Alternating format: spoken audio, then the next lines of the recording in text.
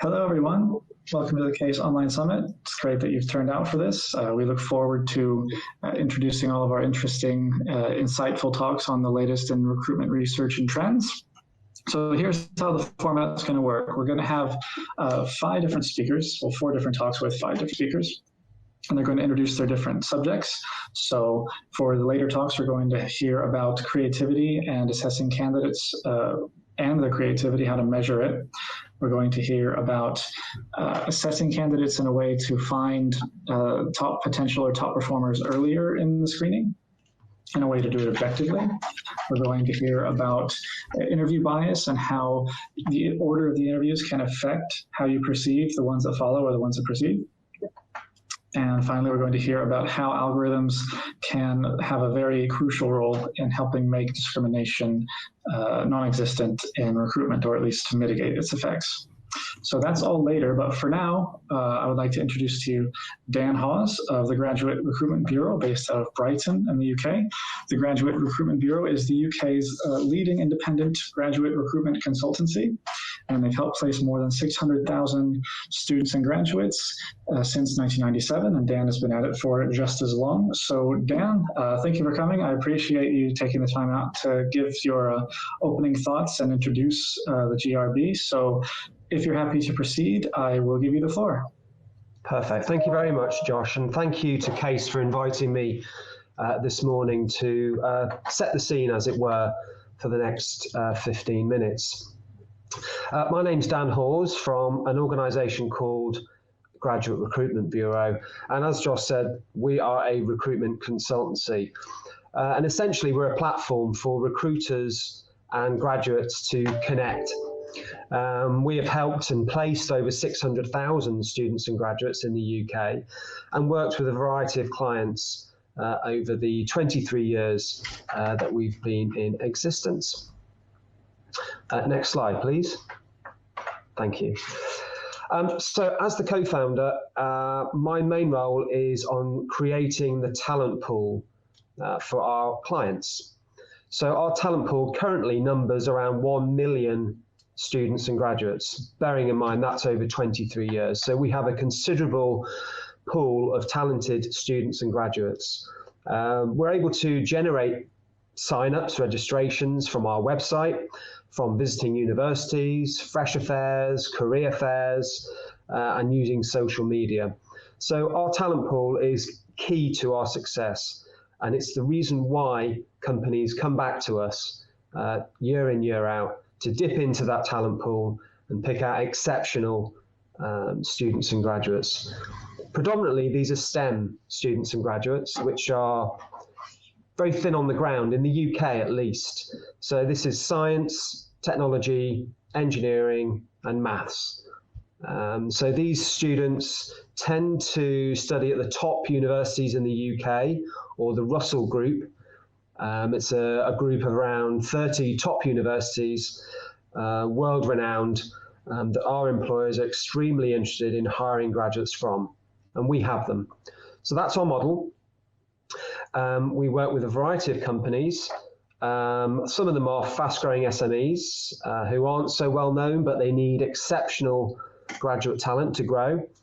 And on the other end, we deal with FTSE 100 firms, a range of companies that are very well known, also including the world's richest firm right now, Amazon. So for a variety of different reasons, they've used Graduate Recruitment Bureau over the last 23 years. Next slide, please.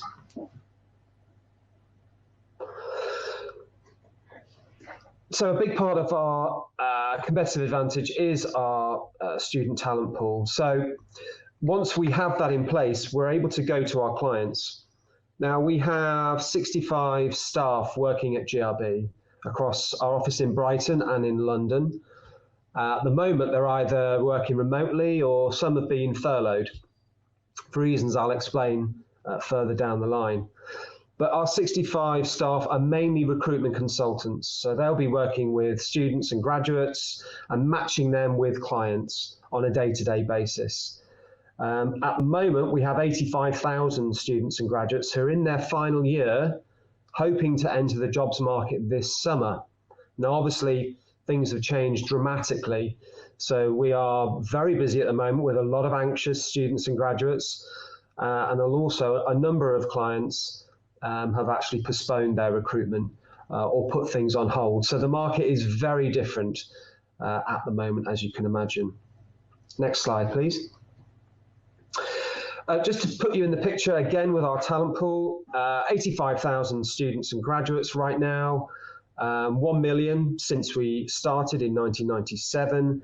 34% of those are in the top 40 universities in the UK, so very high quality student and graduate who use our service.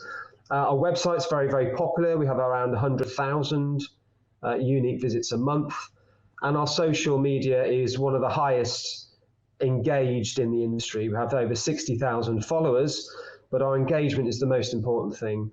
We're dealing with students and graduates all the time, answering their questions, helping them, advising them, guiding them, and ultimately matching them with the right career for them. And Google likes our website. We're highly ranked under certain search terms, graduate recruitment, graduate jobs. That means we're highly visible and our reach is extremely broad. Next slide, please.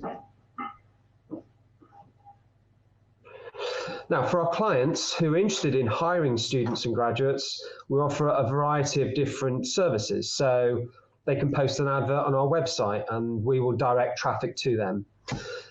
We can post up an employer profile, run a social media campaign for them, even send their advert to all the universities in the UK at the click of a switch.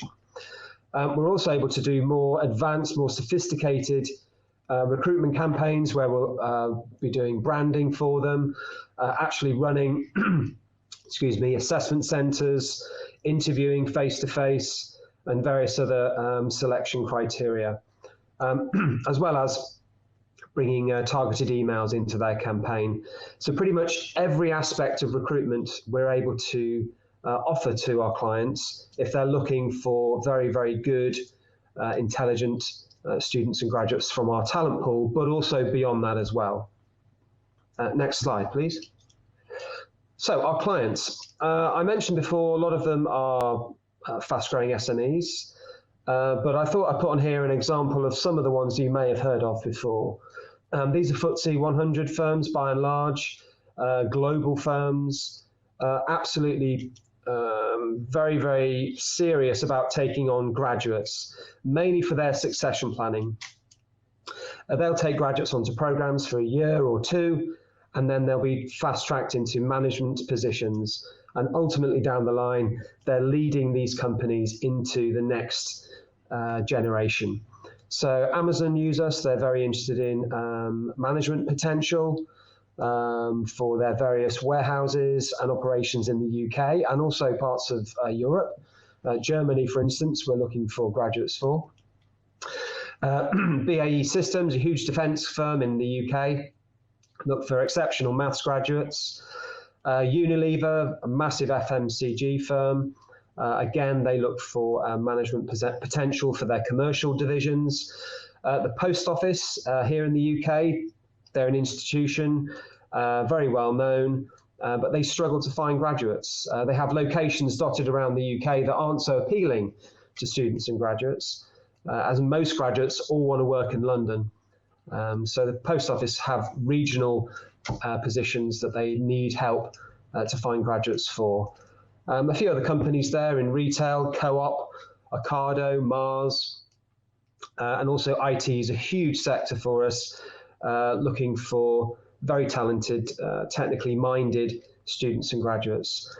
So a variety of different companies, a broad range of sectors covering the whole spectrum that we're able to serve and continue to serve as we move forward. Next slide, please. So right now, the situation is very, very different. Now, in the last 23 years, GRB have come through various downturns, disruptions, 9/11, the financial crisis in 2008, and more recently, Brexit. Now, usually there's a downturn every 10 years. And we were expecting something triggered by Brexit, but nothing of the magnitude that coronavirus has now created. So it's turned our world upside down. And so we've been speaking to a lot of our clients lately to find out what their plans are. So hopefully this will give you an insight into the picture, certainly in the UK, which I'm sure will be very similar all over the world right now. So number one, our clients. So a lot of those FTSE firms have huge cash reserves, resources to ride these things out. And they have committed to taking on the graduates that we've introduced through to them over these the first few months of this year. So they're actually onboarding graduates as we speak. Beyond this period, the picture is very mixed. I would say the majority are postponing start dates to September or even early into 2021. So that's created a huge time lag for us, where we're going to be supplying those graduates who won't actually be starting for a considerable amount of time. So the majority are postponing graduate recruitment.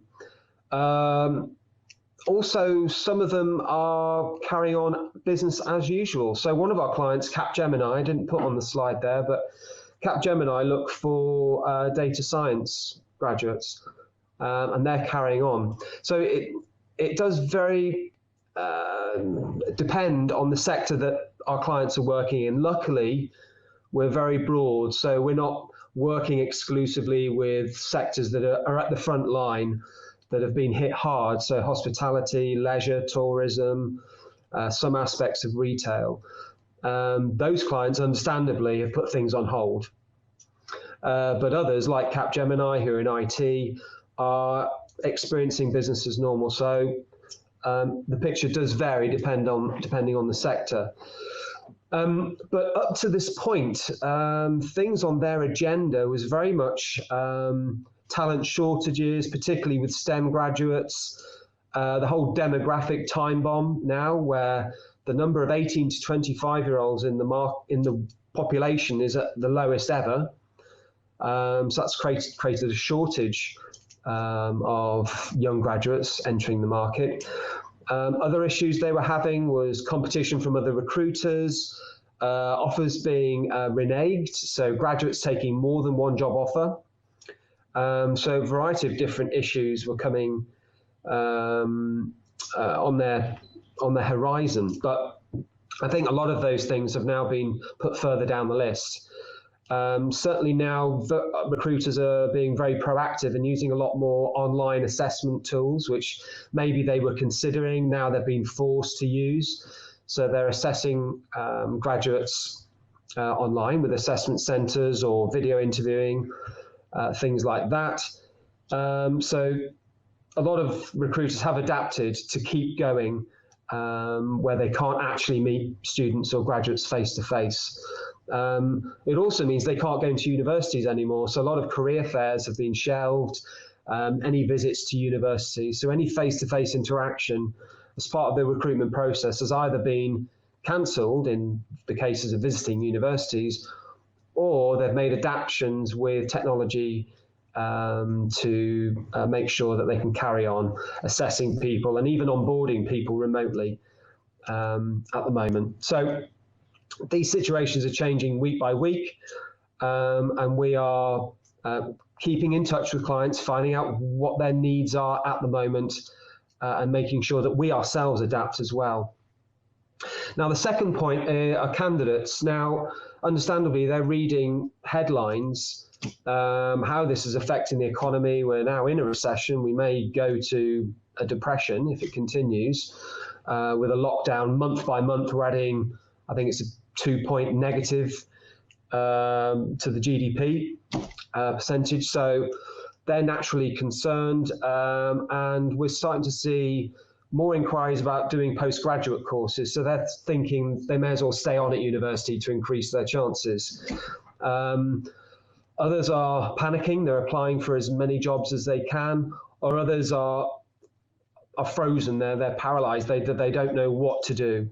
And so we're dealing with students and graduates who are struggling and finding it very, very hard.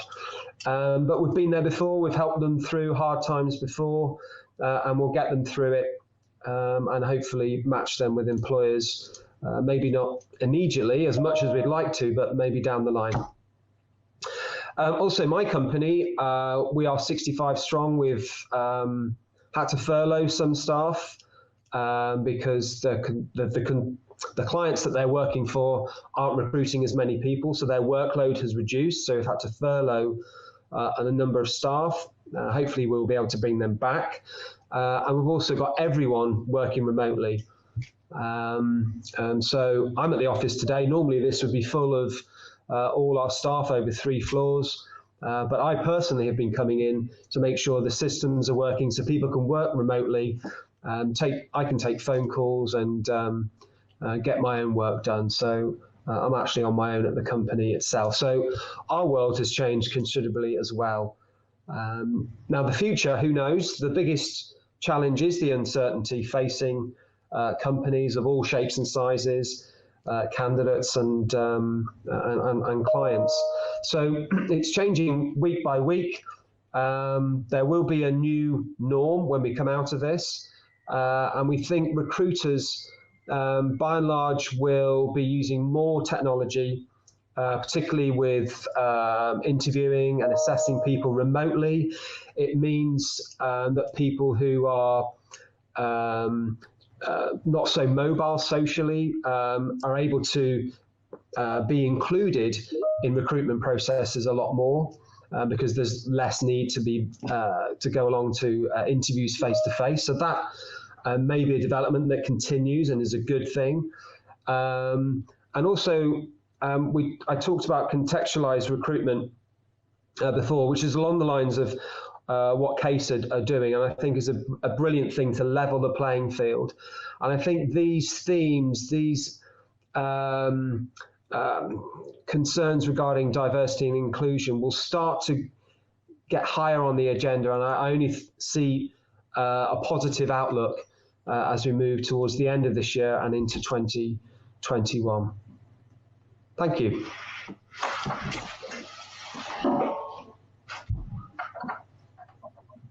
Dan, thank you very much for your thoughts, and it sounds like a very fascinating and very impressive firm, and we really appreciate you taking the time out to give your views on graduate recruitment going forward, as well as learning more about the Graduate Recruitment Bureau itself. So thank you very much, and thank you for taking the time. It was nice to see you and speak with you. You're welcome. Take care. Have a great day. Thank you, everyone.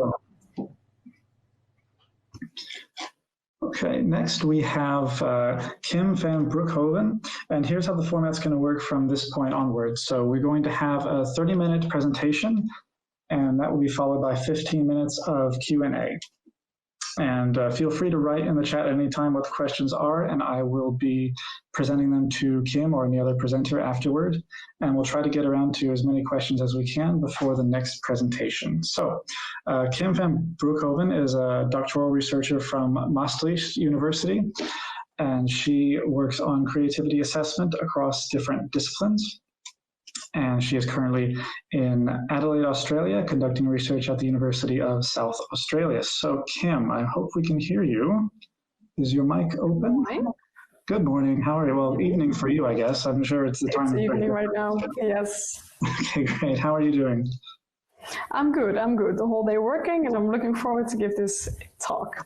Okay, great. Thanks very much. So it's about measuring creativity and why it matters, correct?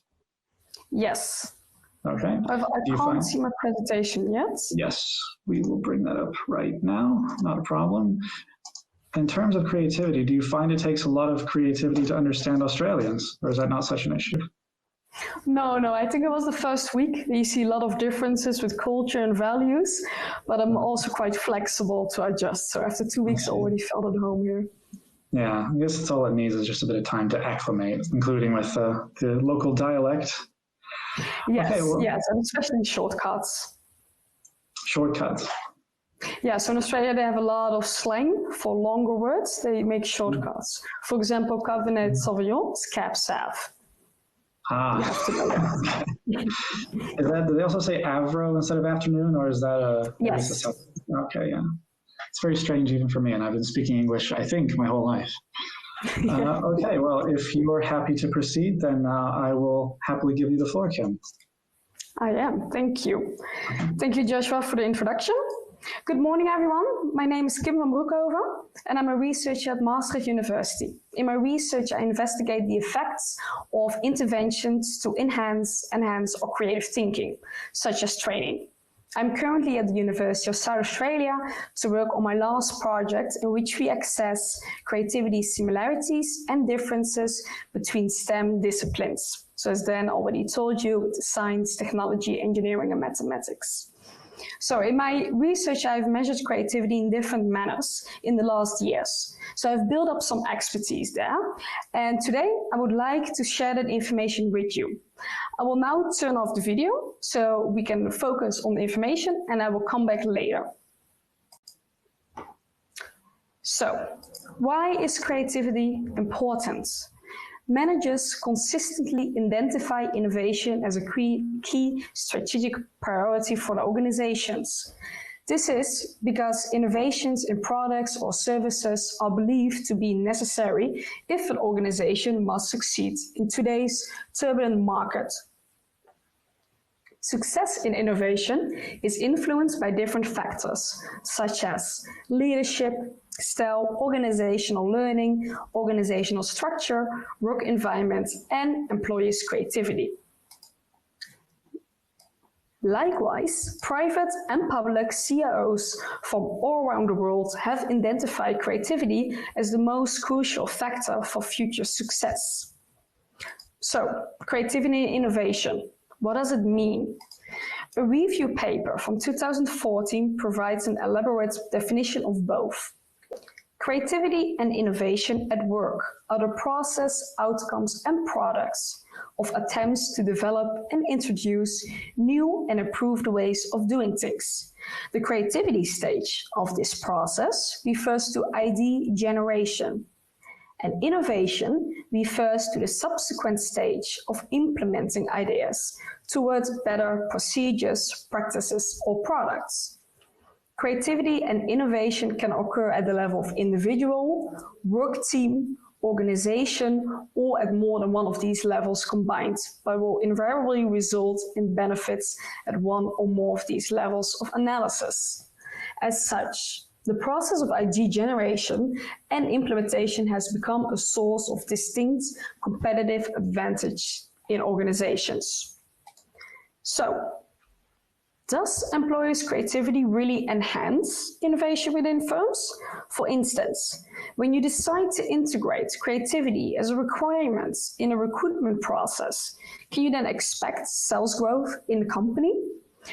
I will now elaborate on what the research has shown us about the link between employees' creativity and actual innovation within firms.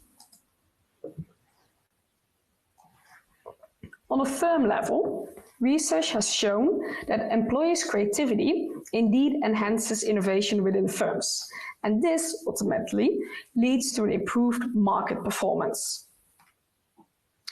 Nowadays, many employees work together in groups on projects. So, what about team performance? Research shows that employees' creativity is positively associated with perceived workplace performance at the team level. In addition, employees' creativity was positively related to task performance, which basically means that employees are better able to carry out the core requirements of their jobs. Not only the task performance improved, but also the customer orientation, which means the way your employees approach their customers. So, this was all related to performance measures. But what about satisfaction among employees? Employees' creativity was positively associated with career satisfaction and perceived insider status. Perceived insider status refers to the extent that employees feel part of the organization. So we have seen that employees' creativity can actually enhance a lot of performance measures. I want to give a critical note here though. Research has also shown that these positive relations between employees' creativity and job performance depends on the culture or environment within the firm. A study in 2003 showed that employees' creative behavior is likely to be obstructed by resisting co-workers who have an interest in safeguarding the existing paradigm or who want to avoid the uncertainty and insecurity surrounding change. And this leads to conflicts among co-workers. So it's always important to take into account the environment of the organization when you think about measuring creativity. So we have seen that creativity actually leads to an improved job performance within firms, and this can lead to more innovation and market performance of firms. Some companies already measure cognitive ability and/or personality in the recruitment or assessment process. It could also be interesting for companies to integrate creativity as a requirement in a recruitment process. So in that case, how can you measure employees' creativity? How do recruiters know to select someone that could have a maximum creative potential for the firm? For the measurement of creativity, we can use the 4P framework of roles. The person approach involves the characteristics of individuals. For instance, are they intelligent, extroverted, aggressive, conscientious, and so forth? And this can be measured. The process approach involves the cognitive process by which creative ideas or products are produced. Divergent thinking is central here, and this refers to the extent that individuals can produce multiple or alternative ideas. The product approach involves the rating or assessment of products or outcomes of the creative process. This is simply rating how creative an idea or product is. And last but not least, the press approach involves the environment or culture within a firm. As I told you earlier, environment is an important requisite for the other piece. For instance, if you have creative employees in the organization, but the organization itself is not open for change or innovation, the creative process is likely to end. So, for the person approach involves the characteristics of individual. Personality characteristics can be useful for predicting job performance at work. As such, some companies already use these personality measurements in the recruitment process. The 5-factor model describes the structure of personality at a global level. These 5 dimensions are extroversion, agreeableness, conscientiousness, emotional stability, and openness to experience. In the literature, it is well established that openness to experiences is a large and consistent predictor of creativity. Openness to experience describes one's willingness to engage in new ideas, one's level of vocabulary or intellect, and degree of curiosity, particularly in novel situations. As such, if companies already measure personality in the recruitment process, I would recommend to pay close attention to the factor of openness to experience. This factor can serve as a proxy for employees' creativity. Next to the 5-factor model, there is also the creative personality scale. This scale consists of 300 adjectives, which describes a person's attributes, such as interest-wide, inventive, cautious, conservative. Based on these adjectives, people can be classified from a low creativity profile to a high creativity profile. The next factor is process. This involves the cognitive process by which creative ideas or products are produced. For this factor, there are domain-specific measures. For example, the Creativity Domain Questionnaire. This is a domain-specific measure in which participants have to rate their creativity in 7 domains. The domains are as follows: interpersonal, artistic verbal, artistic visual, problem solving, performance, for example in sports or music, math and science, and entrepreneur, for example in accounting or business. Next to these domain-specific measures, there are also more domain general measures. These measures really focus on the cognitive process of divergent thinking, in which individuals produce multiple alternative ideas. As such, in the Rucker ideational behavior scale, individuals reflect on how often they have ideas in everyday situations. For example, a sample item is, I have ideas about a new business or product. Another domain general measure is the creative self-efficacy scale. This scale measures how confident participants are about their skill in divergent thinking. The items are as follows: I am good at coming up with new ideas, I have a lot of good ideas, and I have a good imagination. This is a simple measure with only 3 items with a high reliability that participants can just fill out. However, a disadvantage of such self-reported measures might be that it could be social desirability issues, and especially in a high-stake environment, which is often the case in an assessment or recruitment process. As such, there are also some performance-based measures. So the Torrance test of creative thinking is the most often used creativity task. This task has 2 different tasks. One is verbal and one is figural. I will now elaborate a little bit more on the verbal one. So the verbal task consists of the ask and guess task, the product improvement task, and the just suppose. So this is an example from the ask and guess task. In this task, participants receive a picture where a lot of things are going on, and they are asked to come up with as many questions as possible to figure out what is going on the picture. And then next, they're asked to have as many guesses as possible to actually guess what is going on the picture. The second task is the product improvement task. In this task, participants are given an object. Could be, for example, in this case, a stuffed toy elephant, could also be a stuffed toy monkey, and they are asked to come up with as many ideas to improve this product so that more people could have fun playing with it. The last task is the just suppose task. In this task, participants receive a situation which is not happening right now, so it's more an improbable situation, and they're asked to think of as many consequences that this situation would have on everyday life. For example, the situation is here that a great fog were to fall over the earth and all we could see of people would be their feet. What would happen and how would things change life on earth? And the participants are asked to list all their ideas and guesses on the page.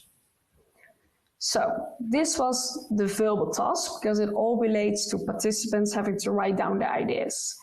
The figural task relates more with the drawing production of participants. And that consists of the incomplete figure task and the circle and square task. So for the incomplete figure task, participants receive figures such as we see on the left side and are asked to complete this figure in as many different options as possible. So in this example, someone made of this a dragon and he also made a hat from it. And in this case, he literally went outside of the box by also drawing outside of the box here to complete the figure. For the circle and square task, participants will receive a page with circles or squares, and they're asked to sketch objects which have circles as a major part. For example, the first line is use. This means they get a circle and they have to use this in a drawing, and that produce as many drawings as possible. The second one is combine. Then they receive objects and they have to combine these objects into one drawing. And the last one is complete. In this one, it's similar as the incomplete figure task. They have to complete this picture. So, the Torrance test of creative thinking can be purchased with the company Scholastic Testing Service based in the USA. The good thing about this company is that they also offer scoring of the responses and ideas of the participants. So this might be an interesting test to integrate in a recruitment process.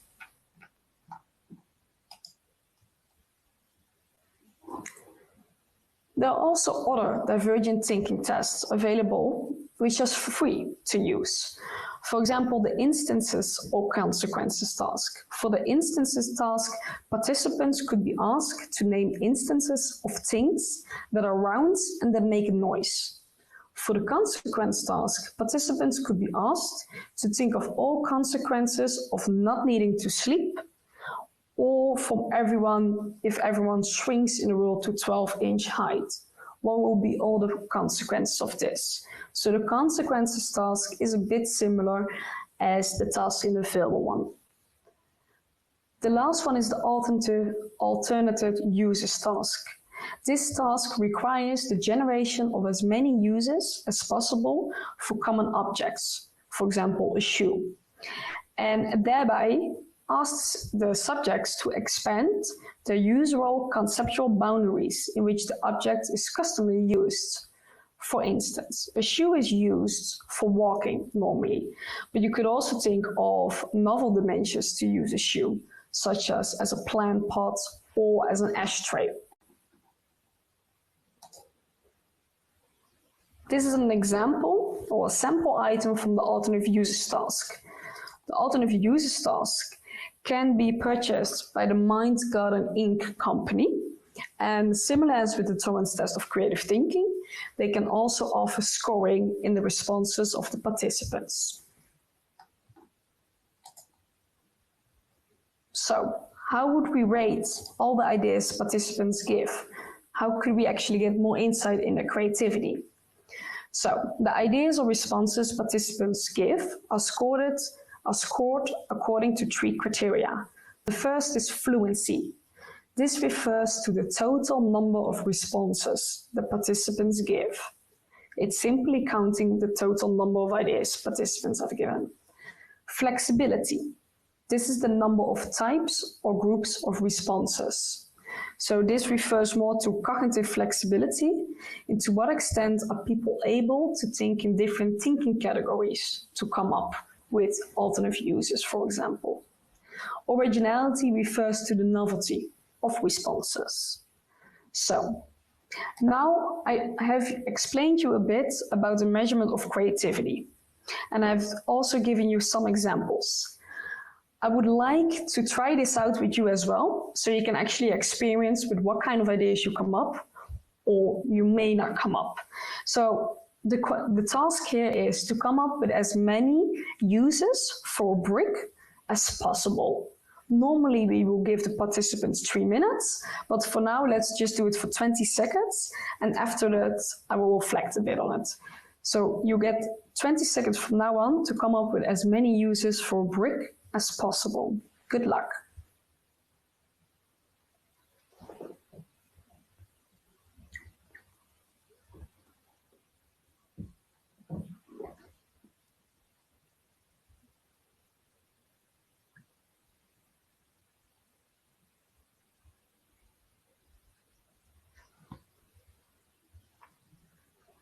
So 20 seconds is already done really quickly.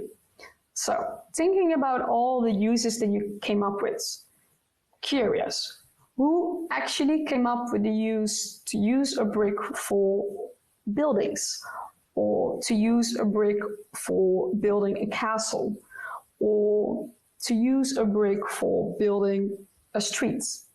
As you might expect, all these uses are a bit different, but they're all related to one thinking categories. They're all related to one use.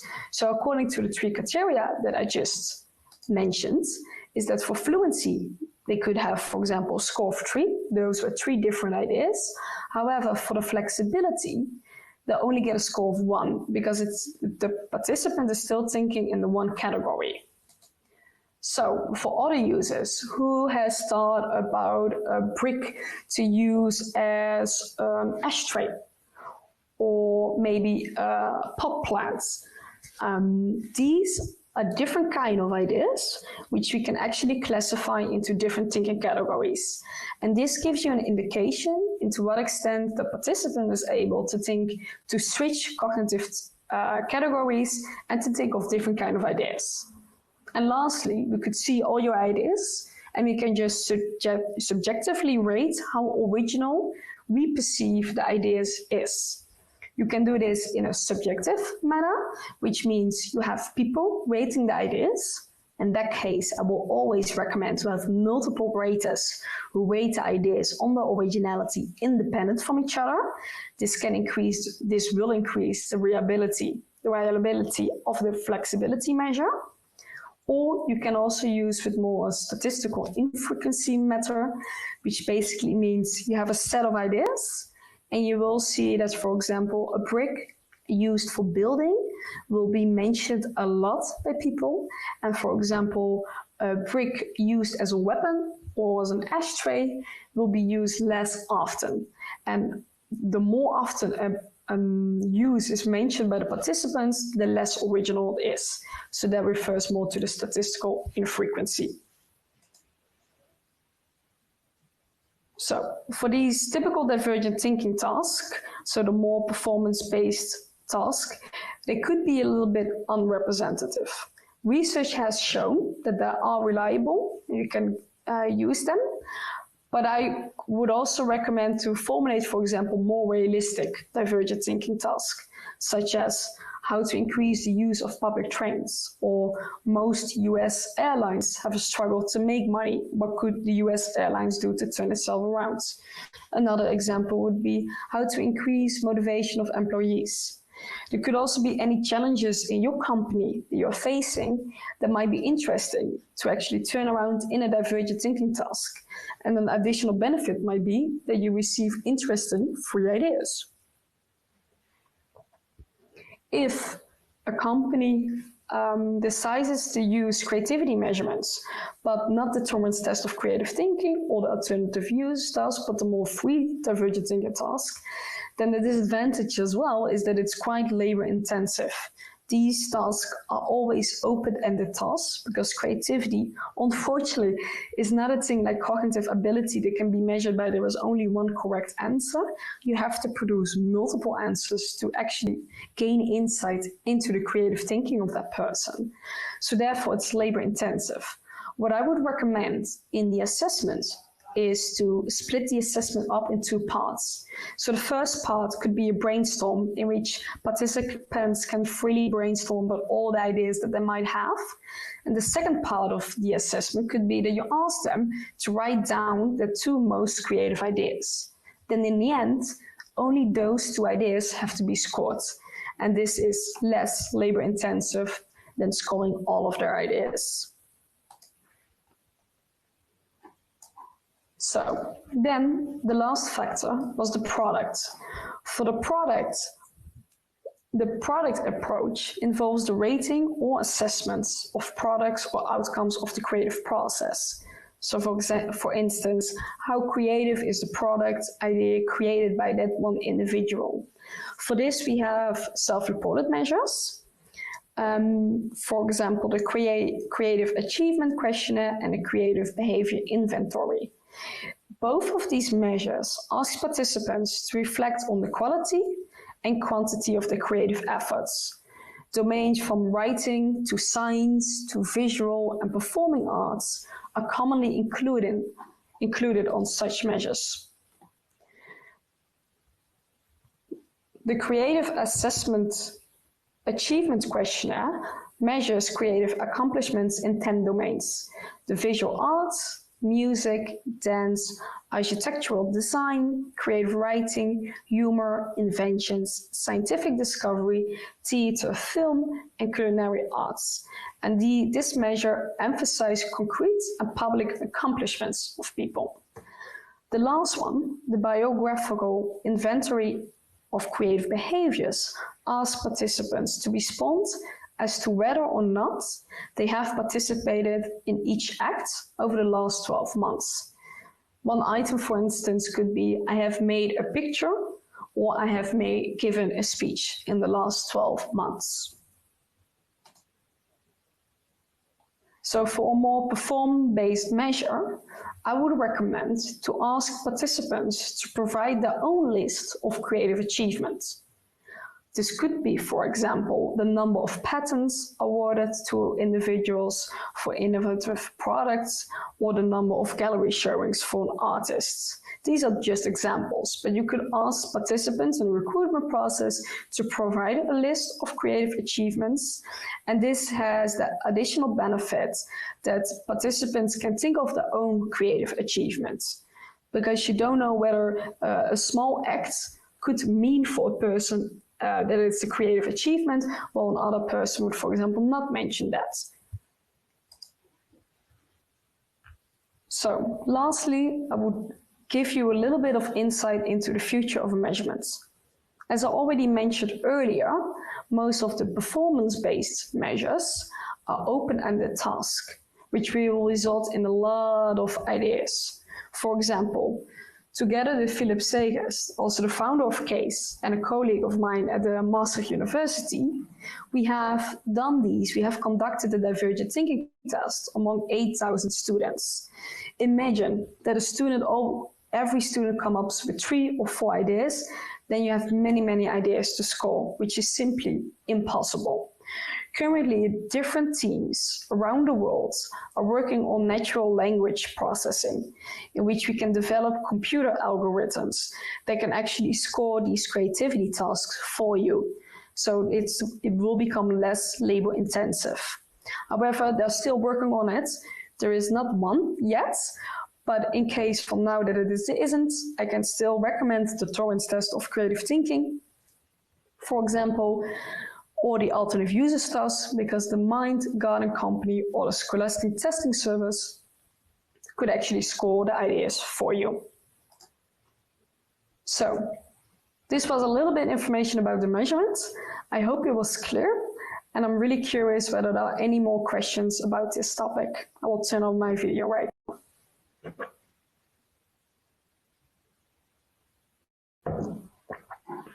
Well, Kim, thank you very much for a very fascinating and well done presentation. I appreciate you taking the time. So in terms of some questions, if you're ready, I have a question already prepared for you about the research available. So is there research that suggests regarding creativity whether or not it's sort of a static attribute, or is it dynamic over time? Do people change their level of creativity, or can they improve it? Yeah, so this is a really good question. It's one of the common misconceptions in the literature as well, or more in the public, that creativity is a static concept in which you have some people who are creative and other people are not creative. Research has shown this is not true. Of course, some people have more potential to be creative, but there's a lot of research also, especially within firms, that have done training with employees to see whether we can increase, in this case, for example, the divergent thinking, whether they come up with more ideas or more original ideas. And research has consistently showed us that after such a training, employees indeed enhance their divergent thinking, so their creative skills. So it's a more dynamic concept that everybody can actually develop as well than a static concept. Okay. And question in the chat now, is there any research yet that links creativity to job performance? Yes, there is. There is more research, however, for example, about the impact of personality that links it with job performance than creativity research. But I also have found research that consistently shows that creativity, employees' creativity is related also to innovation within firms or market performance. So as I already explained in the beginning, was more that it's related to innovation. So when firms actually consistently show that the employees' creativity is higher, the innovation is also positively correlated to this concept. This also works on market performance. And with market performance, you could, for example, think about the sales growth of a company. It can be higher when you also have a higher level of employees' creativity. So there is research, but it's really important, again, to really look at the environment within the company as well, because creativity or creative behavior is not always desired in terms of if somebody is coming up with radical new ideas, not everyone is always open to that. And at the moment that the culture within a firm is not there, it is also likely that employees' creativity can actually backfire in terms of that it will not enhance job performance or innovation, but the creativity is likely to be stopped.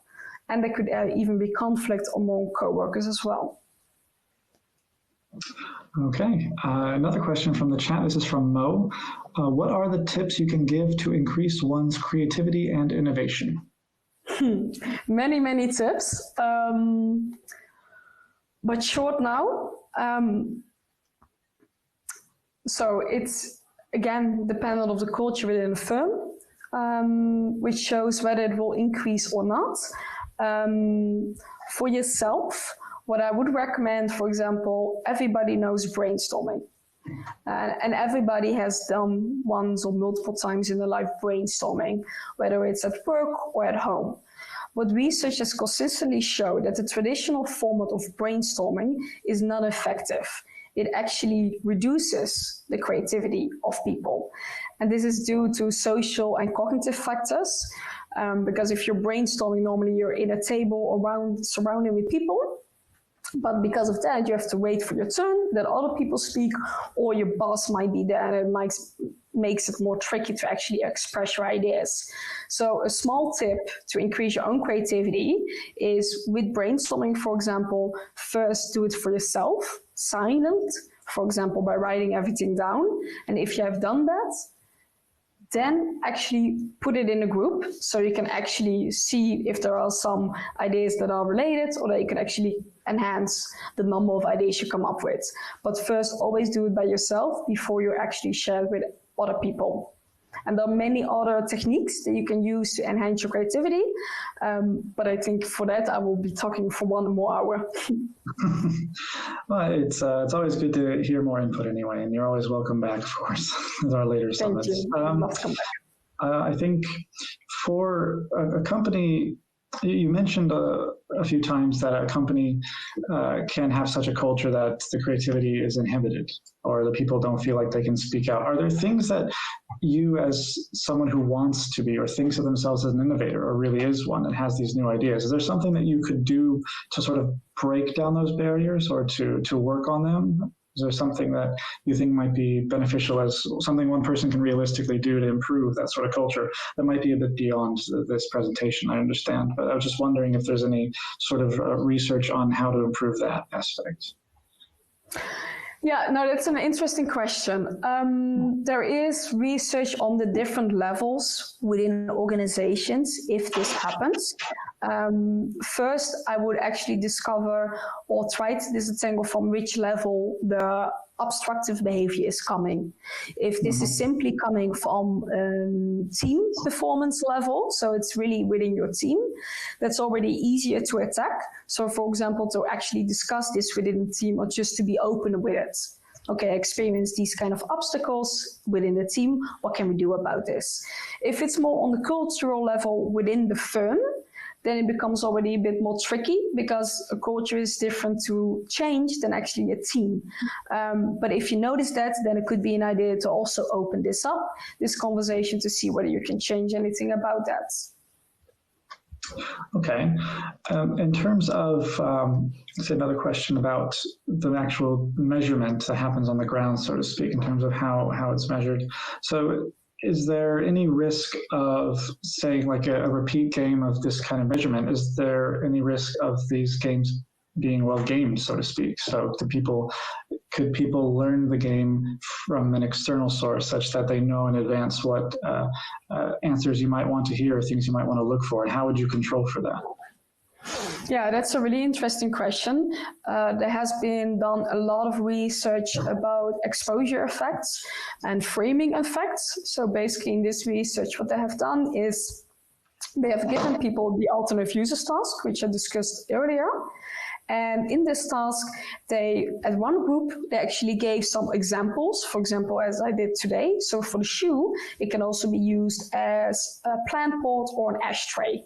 And with the other group, they didn't give examples at all. So what they consistently show is that the people who receive the examples are framed in such a way that it's more difficult for them to come up with any other ideas. So within that line of reasoning, people can indeed enhance the ability on these tasks by just seeing other examples. However, this can also increase the state of literally being stuck and not coming with any other examples because they're framed by what they have practiced. Well, if you really want to look at someone's creativity in terms of flexibility or originality, the good things with these tasks is that people always want to see something new. To give an example, for originality, if you have a sample of ideas and you see indeed some ideas might be really novel, and then you do a retest of that same test again, those ideas will come back, and if people are trained, more of those original ideas will come back. And so the sample will change so that those ideas were first actually original, but will become less original because people are trained. But in that case, there will still be people that come up with other kind of ideas. So I think that actually these tests can actually really cope with that mechanisms in itself by always looking for those ideas that are mentioned not often by other participants. So then I refer more to the statistical infrequency of the data. Okay, thank you very much. Another question from the chat. Would you test for creativity in recruiting all occupations? So I imagine, yes, there may be some roles where this might be more appropriate than others. Yes, that's a really good question. So the research that I've shown you today about the positive effects from creativity also on job performance or innovation, the critical note there is it's not only dependent on environment, but also on job requirements. So to give a really simple short answer, no. I wouldn't test for creativity in all occupations because it's really dependent of the job requirements, whether you need creativity of your employees or not. Because if everyone would actually assess creativity in a recruitment process, and you will get a lot of employees who are creative, but then they come into the firm and they cannot really express their ideas, and maybe they are like even obstructed by the coworkers. As I told you earlier, this might backfire. So because of that, I would critically look at your job requirements, also what you would ask from participants, whether they would need this creativity. And then in case of a yes, I would recommend of assessing this in the recruitment process as well. This is, for example, one reason that I'm now working on my last project revolving around STEM, because the science, technology, engineering, and mathematics are in general seen as domains that are dependent of the creative process. So therefore, it's an interesting group to look at because they come up with technological inventions for new problems that we face. I see. Another question from the chat, although I don't think they've identified themselves, but that's okay. Are there different measures for executive creativity, since the examples seem more of the imaginary kind of creativity? Yeah, so what would you mean with the executive creativity? Is that more realistic, while the other ones are imaginary? I suppose the question is more about the executive. Yes, okay, they said yes. Thank you, Joshua Meda. I suppose you have another name, but yes. So the test that I show you, so the Torrance test of creative thinking and the alternative users task, they are indeed quite domain general. research has shown they are a good predictor of creativity, and also they measure well the concept that you want to measure. However, what I would always also recommend is to look more at the realistic divergent thinking task, which you can make up yourself or are also in the literature. To give an example, in my research, what I have done is I have asked alternative users tasks to participants, but I have also asked more realistic tasks. One example could be how to improve the use of public trains. Another example was how can you improve the teaching at your university? And another one was how to protect the environment. So these are all quite more realistic tasks, actually problems that happen in real life, a bit more complex. So what I have seen until so far is that participants also come up with less ideas because it's a complex problem. Instead of alternative use for a shoe, everybody can think of those, but how to protect the environment is a more complex issue. They are good in measuring creativity as well, but now often we use the more domain general measures, such as the Torrance test of creative thinking or the alternative users task, and there is still a lot of research going on about which one is actually better. Right now there's more research for the domain general measures, so therefore most people use them. You also have companies that offer them and the scoring as well. We don't really have that yet for the more domain specific measures. But for my personal opinion, I will definitely also more look at domain specific measures because they might predict more.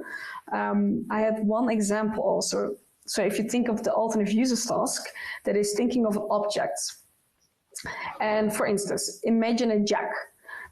You never think of, in real life, you never think of alternative uses for a jack, but you can use a jack when you have a flat tire to lift up the car. But what if you have a flat car tire, but no jack? How would you then solve the problem? So this will be a more realistic situation. Instead of thinking of alternative uses of a jack or a shoe, it's actually thinking of the problem. So that's the function, form, object, how they call it in literature. And I would recommend to frame them for yourself as well. But I also have to be honest there. Fortunately, there is no scoring yet available for them. So no companies that can give you the scoring assessment there. So therefore, the general measures are used more often.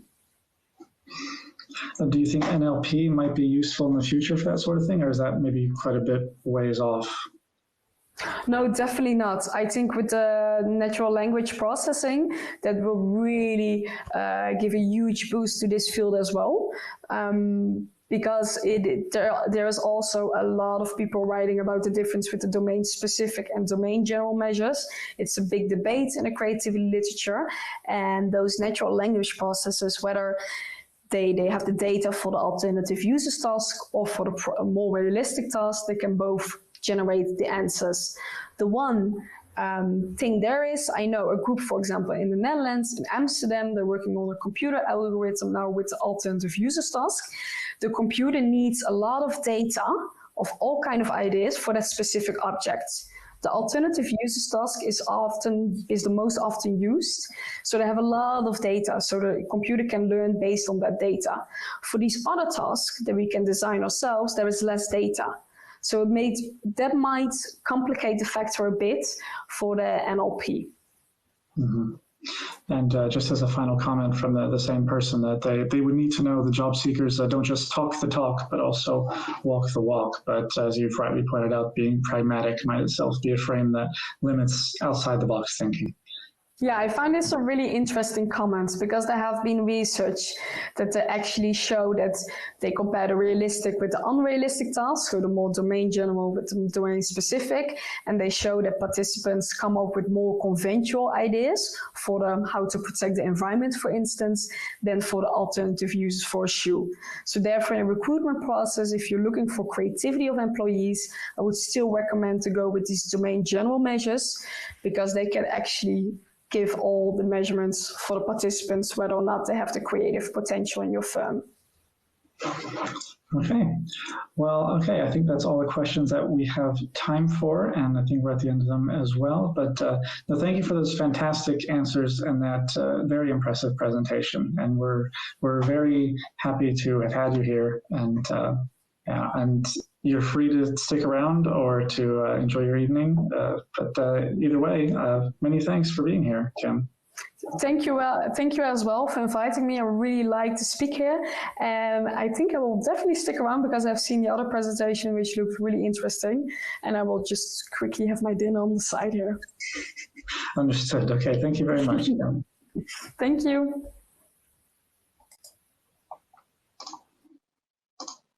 Okay, so moving on from that, Jan, I think you just turned on your mic, yes?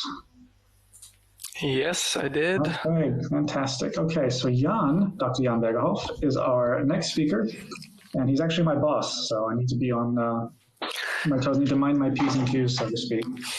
And so he is one of the co-founders of Candidate Select, or CASE, and he's going to be talking about the longest assessment center there is and how to spot top potential earlier in the candidate selection process. So Jan, since you are the man in charge, so to speak, is this a sales presentation? I hope not, Josh. I've tried to actually talk very generally about things that are interesting for recruiting and selection, a bit on IQ, a bit on personality, and then, of course, how this is related to the different studies that people perform. And, of course, I will be explaining a little bit how CASE actually works, because I think it is important to understand how we do the comparison between different study programs, and it's very much related to IQ and personality. But I've really tried to make it more general and also link it to a bit of academic research. Right. Okay, well, if you're happy to proceed, then I will cede you the floor, and it's all yours. Thank you so much, Josh. I will switch off the video so that we can all focus on the slides. Yes, thank you again. I'm very happy. It's a big privilege to talk to you this morning. I'm very happy to admit that this is one of the first UK audiences we are giving this presentation to. We started off as a German company, actually back in 2015, and we are metaphorically speaking looking at how high these hats are flying. We are trying to assess academic achievement or the value behind a certain degree. And the reason we are doing that is that back in the day in 2015, when we were PhD students, we thought it is a big pity when young people spend so much time and effort to obtain a higher education degree, and also higher education is supported by large amounts of public funds, and then young people spend so much time at these universities, and the universities assess them, but the assessment that the universities make and the final grades and degrees that young people obtain are very difficult to compare, and it's very difficult for employers to actually make sense of what is happening on a degree. And we thought that's a big pity. We thought that that does not have to be that way, and because of that, we started Candidate Select. And at the beginning, this was only a speculation. So the fact that going to university might work as well as a predictor as an assessment center, that wasn't sure. That was just a speculation on our part, and we received some public money from the German government in this case that helped us to test this hypothesis, and we fortunately found that it was true and that you can predict the full range of things based on the academic degree. And so we are not 2 people anymore as in the beginning, but now we have a much bigger team. We're now more than 10 people, and of course this picture was taken before the current corona crisis, so most people like me at the moment are now in home office. But we are expanding, or we are working on our mission to make degrees more comparable, not only in Germany, but also now in many other countries, including the UK. And the motivation for that and how it all works, I'm going to give you now. This is one of my last slides, which shows you German data. I've tried to find a similar study for the UK, but I didn't manage so far. It shows you the trend, how the number of study programs changed. And what you can see here, the number of study programs in Germany almost doubled from, 17,500 here to more than 30,000 back then, or up there. And the message from the slide is a very, very simple one. It is super complicated and very, very complex for any individual recruiter to properly assess the degree of an applicant. Quite simply because there are far too many degrees. These are the degrees in Germany. I'm sure in the UK you will end up with a similar number, but then imagine all the other countries. With the growing internationalization of higher education, you get so many people, even also British nationals who took a degree abroad, or you get applications from the continent, or maybe even from Asian countries or the US, and it is very, very difficult to basically say, okay, this person who studied at the University of San Francisco, how do I compare it to somebody from the University of Brighton? What does it all mean? And I brought you one example, one local example of that complexity. On the left-hand side, you see a degree from the University of Chichester, Bachelor in Education, and you see the number of first-class honors, upper second honors, lower second and thirds. And on the right-hand side, you see a Bachelor at the University of Sussex in Psychology, and you see the same statistics. What springs into view immediately is that more than a third of people in this first bachelor program receive first-class honors, while hardly anybody in the second study program does. So if you then have an applicant with a first-class honors, and that applicant comes from the University of Sussex, it was probably the top student around, or one out of the top students. And if the person is from the University of Chichester here, it's still a good grade. It's still, it still carries some value, but it is not as strong of a signal. And such differences between study programs, they just exist. They exist in the UK, they exist in Germany, they exist everywhere. And so it is very important to actually know the context in which a grade was received. What we do is we provide that context. And in the past, there was the European Commission, but also various national governments who have seen that problem, the problem that there are too many study programs and it's too difficult to basically understand what the grading tradition, for example, in the individual study program is. And there were some European projects against that, but they were stopped in 2009. There was the attempt to introduce a European grading system together with the Bologna reforms, but that was stopped in 2009.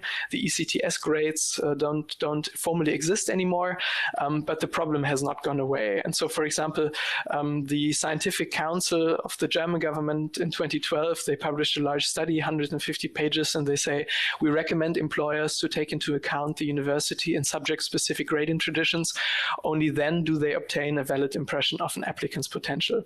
I think that's quite clear in some respect, but strangely, no government, at least no government I'm aware of, has so far provided a good way of doing that, has not only talked the talk, but walked the walk, as in the words of a previous comment. And in a way, that's what we try to do. But we don't stop at those grade distributions. The grade distributions are the first thing we look at. Let me make the pointer public so that you can see where I am with my mouse. So the first aspect is those grade distributions. So we are not happy when somebody says, okay, I have a 2.1. We want to know what percentage that is in the local grade distributions. And for that, we have data. For the UK, for example, we have all the grade distributions going back to 2012. So for the last 8 years, basically, we can tell you when you have an applicant how strong that grade actually was locally in that study program. But if you think about it very carefully and very deeply, then you will realize that putting these grades, nominal grades, into the grade distribution only goes half of the way, or some part of the way, because it still doesn't tell you how competitive the study program was. And of course, it makes a big, big difference whether you obtained a certain grade or a certain position in the grade distribution in a study program that was super competitive, where people had perfect CVs in order to get in, where they got straight A's in A levels, or 42, 43, 45 points in the international baccalaureate, that sort of thing. And when you get a very good grade in such a program, it is a very, very strong signal. But of course, sometimes there are also programs where it's much easier to get in, where it's much less competitive. And if you get a good grade in such a program, it's still a decent enough signal, but it doesn't compare to the previous case. And so we thought that we needed to assess a program's competitiveness. And we do that in different countries. We use slightly different measures in all the countries, not because we believe in heterogeneity in different measures, but simply because there's a different availability what we have in different countries. For Germany, we actually have IQ and personality tests of a very, very large student survey. In the UK, we use labor market outcome data. So we look at wages people obtain after studying at a certain program. We look at unemployment. We look at admission criteria of a university, and we construct a measure based on that. And finally, once we have the competitiveness and the grade distributions, there's a lot of detailed questions which we need to answer. And that is typically done by the case algorithm. The case algorithm, for example, has to ask the question, if I was super strong in a program that we judged to be not so competitive, how does it compare to somebody who was maybe average or not so strong in a program that is judged to be very competitive? Can I overtake that other person? And how do you put that together? And we, in the research phase of the company in the very beginning, we came up with a nice algorithm. We are currently also testing or proving investigating the patenting potential of that algorithm. And in the end, we produce a K-score. And although what is happening until the K-score is typically quite complicated, the K-score itself is meant to be easy to use on a daily basis as a recruiter. It's meant to be simple enough so that it's worthwhile to deal with that measure practically on the ground when you receive a CV and when you want to make an assessment of the degree of the CV. How does that work? Imagine you have these very, very nice and sympathetic applicants, Bruno and Sophie. Bruno studied the bachelor at Chichester, which we just saw, and Sophie studied psychology at Sussex. And what CASE now gives to you is the CASE subject score and the CASE score. The case subject score will evaluate how well Bruno performed to all other people who studied the same subject as he did. And we see that Bruno, among everybody studying education, is at top 12%. That means 12% of the people were stronger than Bruno or have a more competitive degree than Bruno, and 88% have a less competitive degree than Bruno. And Sophie, among the psychology students, is at top 35%. That means 35% have a stronger degree, and then 65% have a less strong degree. the case subject score is very good. It's a very good measure if you have a job opening that really looks for a specialist. So, for example, in case of Bruno, maybe you're looking for a teacher, or you're looking for somebody who really did study education, or another typical example would be architecture. If you're looking for an architect, probably you receive applications that are all related to architectural study programs, and then you can use the subject score to compare the degrees of all your architects to each other. Now, it isn't very useful in situations where you're looking for a more general profile, general management positions, or simply any job where different study backgrounds might be suitable. For that, there is the K-score, and the K-score is actually the measure that is mostly used by our customers. The K-score now compares Bruno with his degree to all people in the same cohort. So we see people at different universities studying different programs, and then we see that Bruno received a top 34% K-score. That means that 34% of people were better, and conversely, 66 have a less strong degree. While Sophie, on the other hand, who was behind Bruno in her subject score, receives a boost in the K-score and is now a top 23%. That means that Sophie, for a general purpose job, might be the slightly more competitive candidate than Bruno, at least based on her higher education degree. Now, why might that be the case? How is a higher education degree linked to anything you're interested in or to something you want to know when you make a recruiting decision? For that, let me briefly look into some academic literature. I've brought to you this morning one of my favorite figures. It is a figure from a very, very strong review paper from Almlund et al., 2011, Personality, Psychology, and Economics. And in this et al., there are hidden a large number of researchers, among them James Heckman. One or two people may know James Heckman is a Nobel laureate economist, very strong, very, very famous, incredibly intelligent, and he is one of the co-authors of this study. And this study is a review study that looks at personality measures and, among others, links it to job performance. Now, we all know that job performance is a difficult beast. It's a difficult creature because jobs are also different, and measuring job performance can be tricky. And so what they did is they looked at a large range of studies. And in all these studies, job performance tends to mean something very, very different. And it is the job of these researchers to basically say, okay, how can we make this comparable? How can we make the different tasks and the different job performance comparable, put it on one scale, and have a big summary of how different personality measures and also intelligence are now correlated with job performance. And that's exactly what they did. And the result you see here in front of you in that by now famous figure 16 of that paper.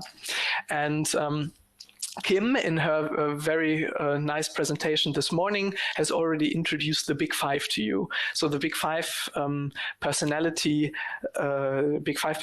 traits is the current workhorse in science when it comes to measuring personality. I just go through them very quickly. It's emotional stability, agreeableness, extroversion, conscientiousness, and openness to experience. And here at the bottom, you see intelligence. And you see on the horizontal axis the correlation with that measure of job performance that the authors constructed. And what you can see right away is that intelligence correlates most strongly with job performance. And that is consistent with so many research papers. Some of them are also very famous. Some of them you may know. For example, the famous Schmidt-Hunter papers on job performance. Their main conclusion is also that there's nothing better than intelligence to predict job performance. But I brought you this figure not to show you how important intelligence is, but to show you how important the personality traits are collectively. So while none of the personality traits itself is as strong a predictor of job performance as intelligence, together they add up to quite a sizable prediction of job performance. And no personality trait in this regard is more important than the personality trait of conscientiousness. Sometimes conscientiousness is also called will to achieve. It refers to the tendency or to the desire of a person to do things as good as possible. Also refers to preferences about punctuality and sometimes about structure and also even a little bit about hierarchy. But I think the important aspects of conscientiousness for job performance is this grit aspect, this self-motivation to talk about to do a job well. And what I'm going to have for you on a later slide is I'm going to link all these factors to the K-score. So the K-score being the score that assesses the higher education degree, and I'm going to show you how the different factors are correlated to that. But before I do that, I would like to take on the hat of somebody who might be a bit skeptical about why to look at the higher education degree in recruiting at all. And the first thing I'm going to ask is, are we getting just Fachidioten?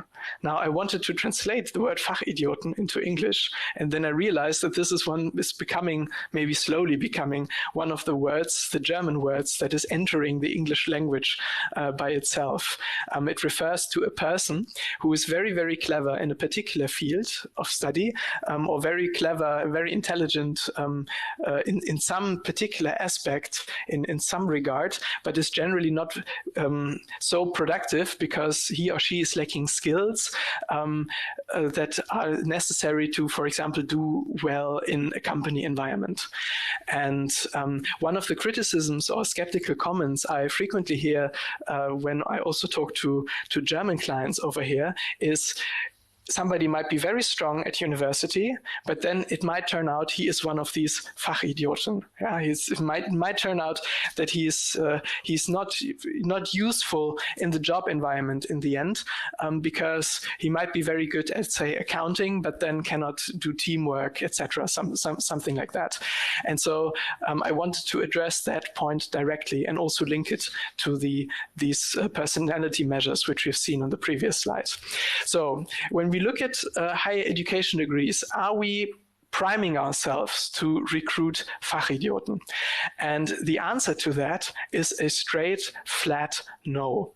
And the no, or the justification for this no, partly comes on a later slide when I show you how K-score is linked to these personality measures that are then also linked to job performance and do very well. But even more importantly, this no is linked to the fact that the whole concept of Fachidioten is very, very much flawed when you look at recruiting in general, because there is no correlation between intelligence or cognitive ability and certain personality traits in the population. When I say there is no correlation, then I'm not giving you the full truth. There is tiny little bits of correlation, but they are typically all in favor of intelligence. So IQ is very slightly correlated to almost everything that we consider positive and desirable. Among the big five personality traits, IQ is mostly correlated to openness of experience, but it's also slightly positively correlated to, for example, conscientiousness, which we've seen is very important. IQ in the population is correlated to higher earning potential, is correlated to longer life expectancy.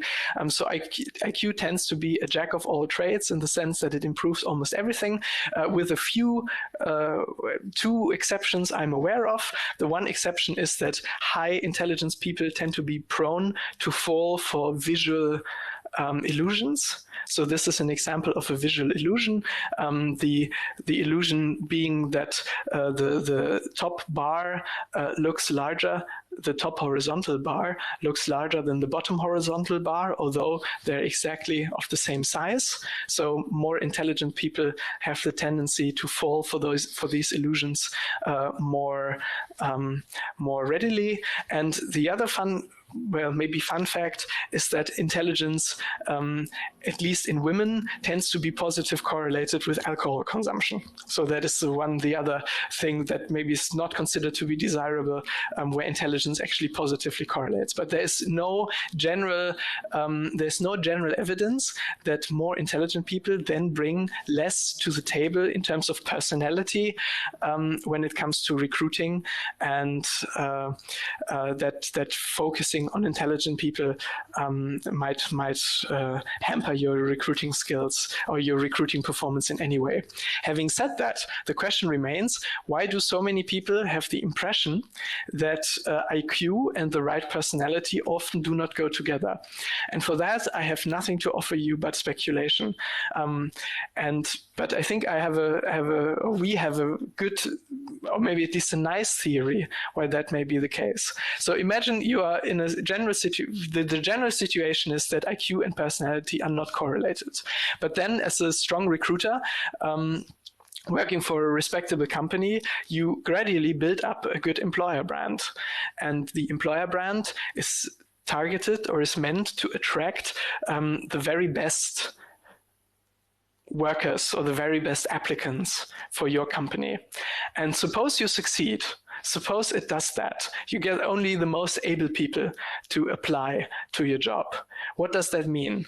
Well, if you get only the most able people to apply to your job, then you get people who have a very good combination of intelligence here and personality. So they are in the top right of this graph.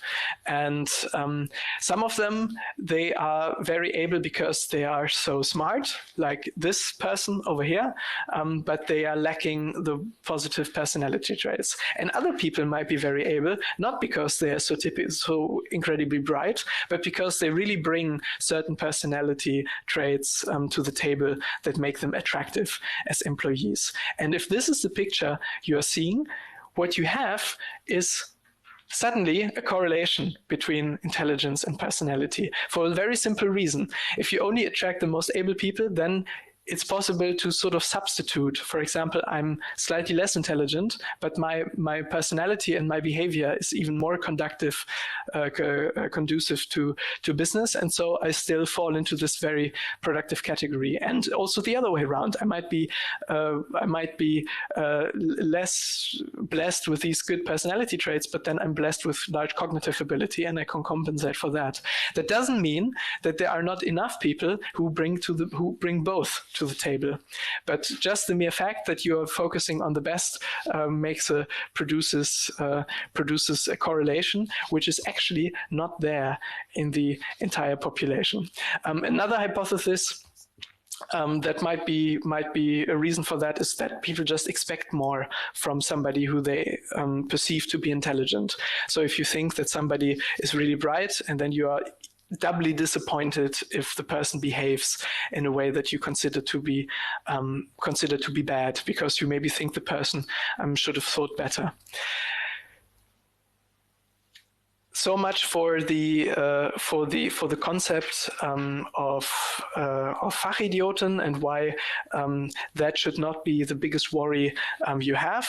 I'm gonna skip one slide, and I'm actually gonna go to this slide first, because this is and please don't be shocked by these numbers with all the stars. This is an excerpt from the PhD thesis of my co-founder Philipp and me.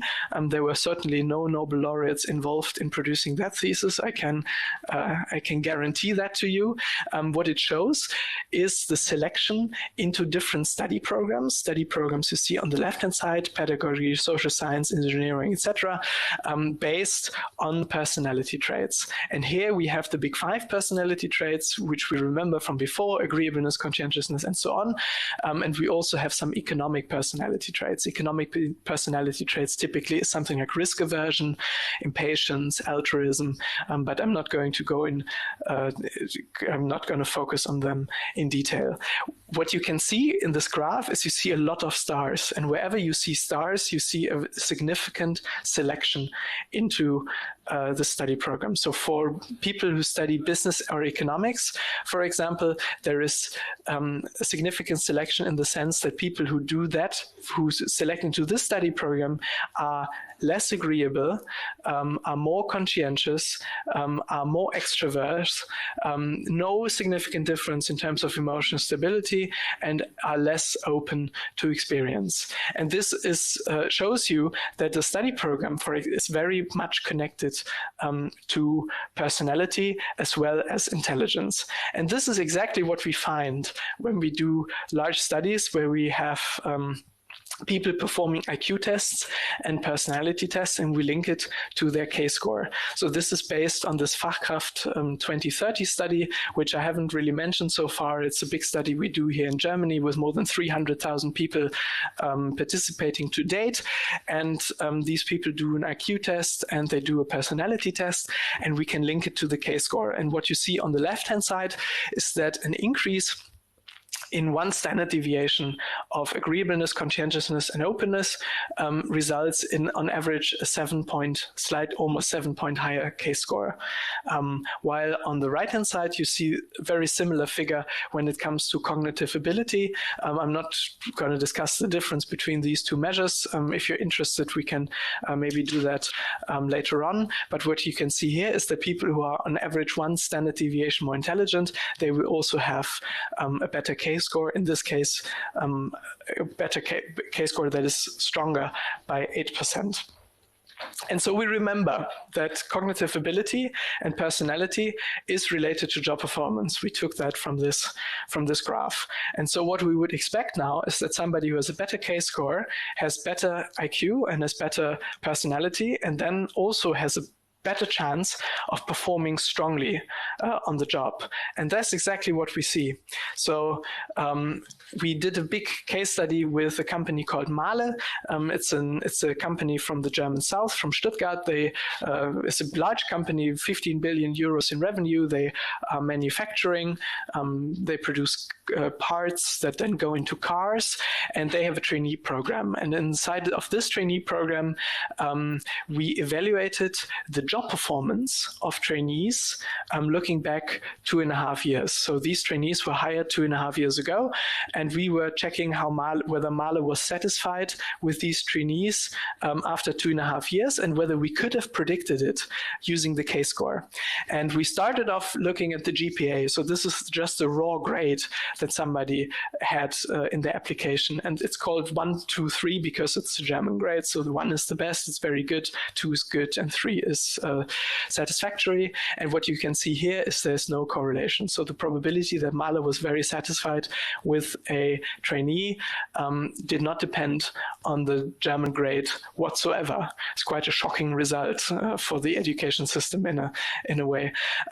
Then you can place it into the grade distribution, and so you go away from these 1, 2, 3, and you say, okay, somebody is maybe at top 90% of the grade distribution. That means locally that person wasn't so strong, and then you see, okay, there's a slightly lower probability of being very satisfied, but it's still tiny. It's not very much. But if you do the full treatment, if you look at the K-score, then you see that somebody who has a K-score at the very end of the distribution, so where almost everybody else has a stronger degree, then the probability that Mahle is still satisfied with that person lies at about around 10%. While if you move up into the other direction, where you go for the very strong K-scores, then the probability that Mahle is satisfied with that person is actually 3 in 4. And think about what a difference that makes. Whether you hire somebody and you have a 1 in 10% chance of being happy with that person after 2 years, or you have a 3 in 4% chance. 3 in 4 chance of being happy with that person after 2 years. That makes the world of a difference, especially considering how a mishire, how annoying that is and how expensive that is. Thinking about the fact that you have to recruit again, all the training that you've invested, the negative impact on staff morale, on your team, all the annoying issues you have to deal with in the meantime. And I'm not telling too much when I'm saying that such an assessment, depending on the size of the order, is cost somewhere between a single-digit euro or pound amount and a small double-digit one. And so that makes a very, very simple business case, comparing these 1 or 2 digit figures to an maybe £20,000 cost of a mishire. And this is very easy to justify and very easy to measure, especially when there's some kind of performance KPIs available. If you look at something like retention, or you actually look at feedback, etc., and you can link it to that, then it is very, very easy to make that argument and to show this is a strong business case. If such measures are not available, then you still benefit from the fact that you have this information, which is a very good predictor of job performance. You have it early on in the application process. So you can, if you have, for example, more expensive measures, with like an on-premise assessment center, you benefit from the fact that you can target that better towards people who then also have a higher chance of performing strongly after being hired. Now, I fully realize this is only one study, and if I was shown that study, I would greet it with a lot of skepticism. What I can do is I can tell you that we have 13 customer studies, and 5 companies were so kind to allow us to publish the results. And I have a document, also an English-speaking document, that summarizes those results, and I'm very, very happy to share it afterwards together with the slides. For now, I cannot show you all these 13, but I will show you another one. I will show you a case study with a company called Simon Kucher, or I think in the Anglosphere, English-speaking world, they're commonly known as Simon Kucher, and it's one of the largest only German consultancies.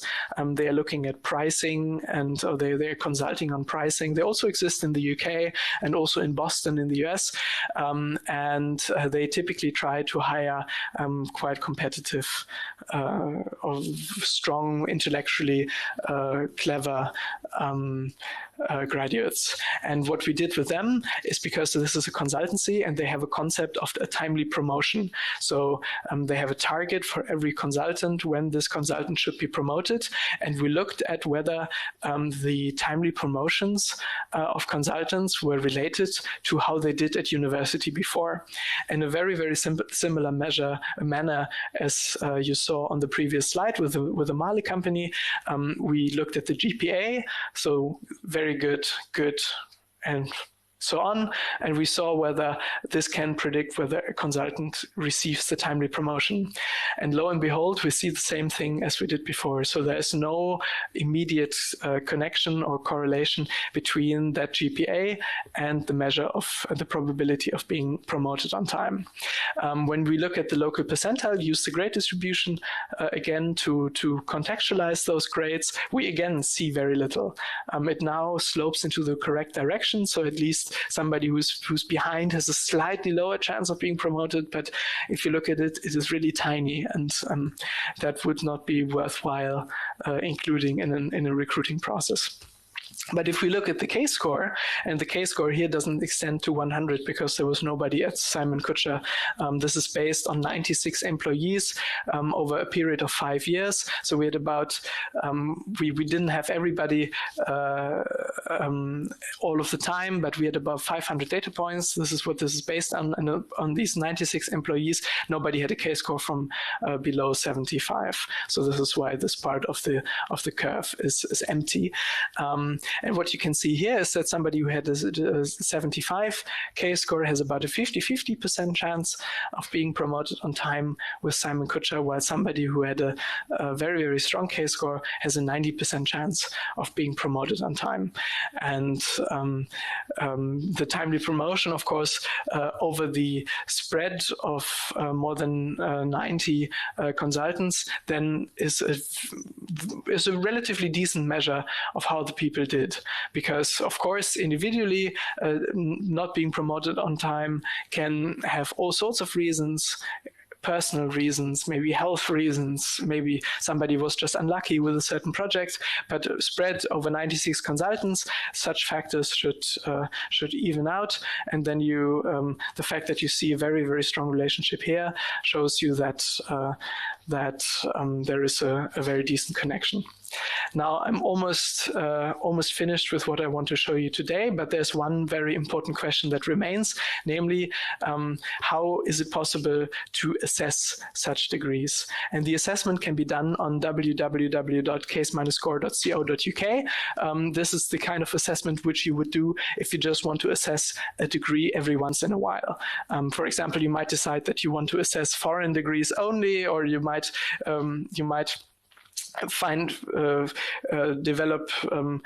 might have a policy for that, or you're just the incoming applications, the number of applications just not so big, so you just want something that is very quick to use whenever you want it, and that can be done on that web platform.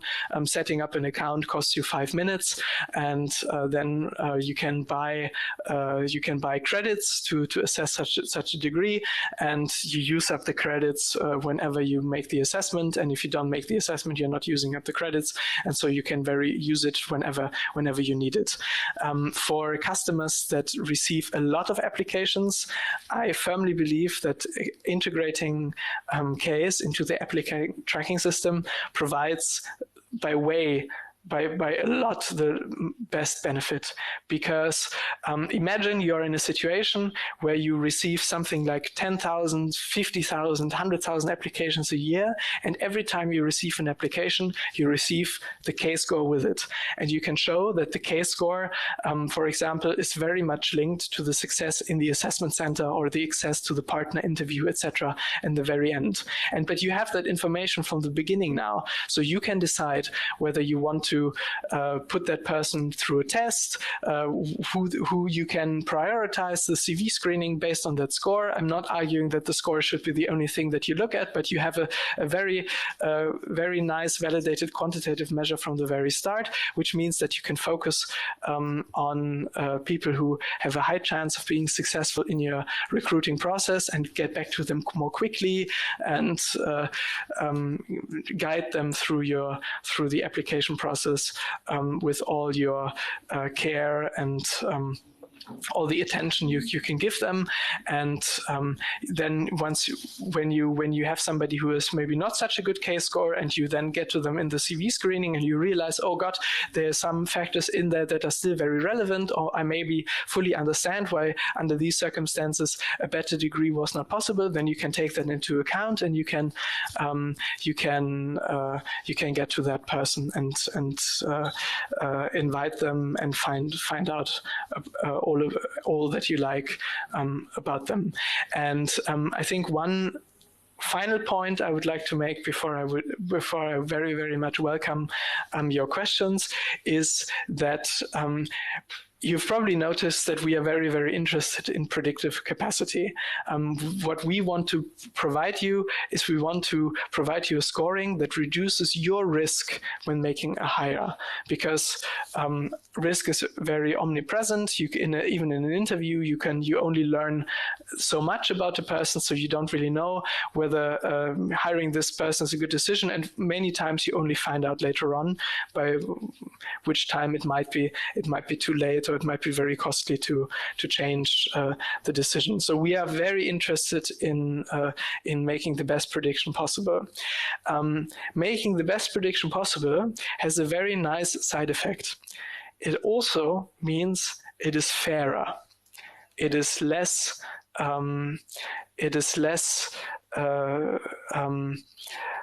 prejudicial, because making the best prediction possible doesn't care about, for example, reputation.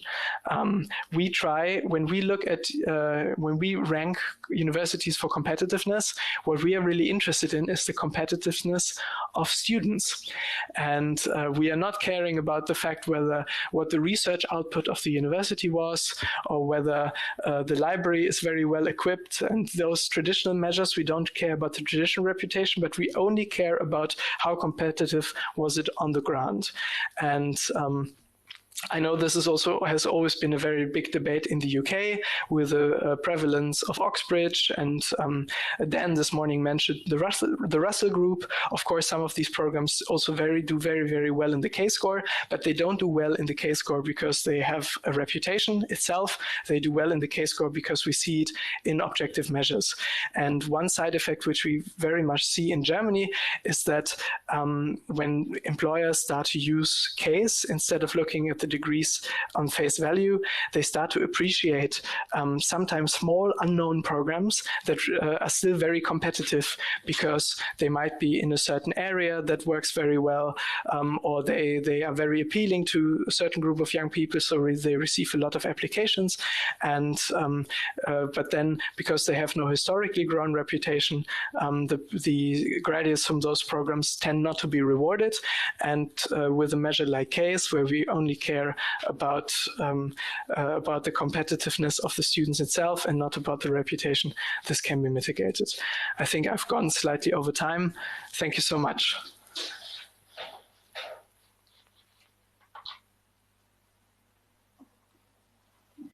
Okay, thank you very much, Jan. So now we're going to be taking questions from the chat. Number one is from Lee Rush. I have children to look after, or I am disabled and have to go to Chichester rather than Sussex University. Am I going to be discriminated by CASE?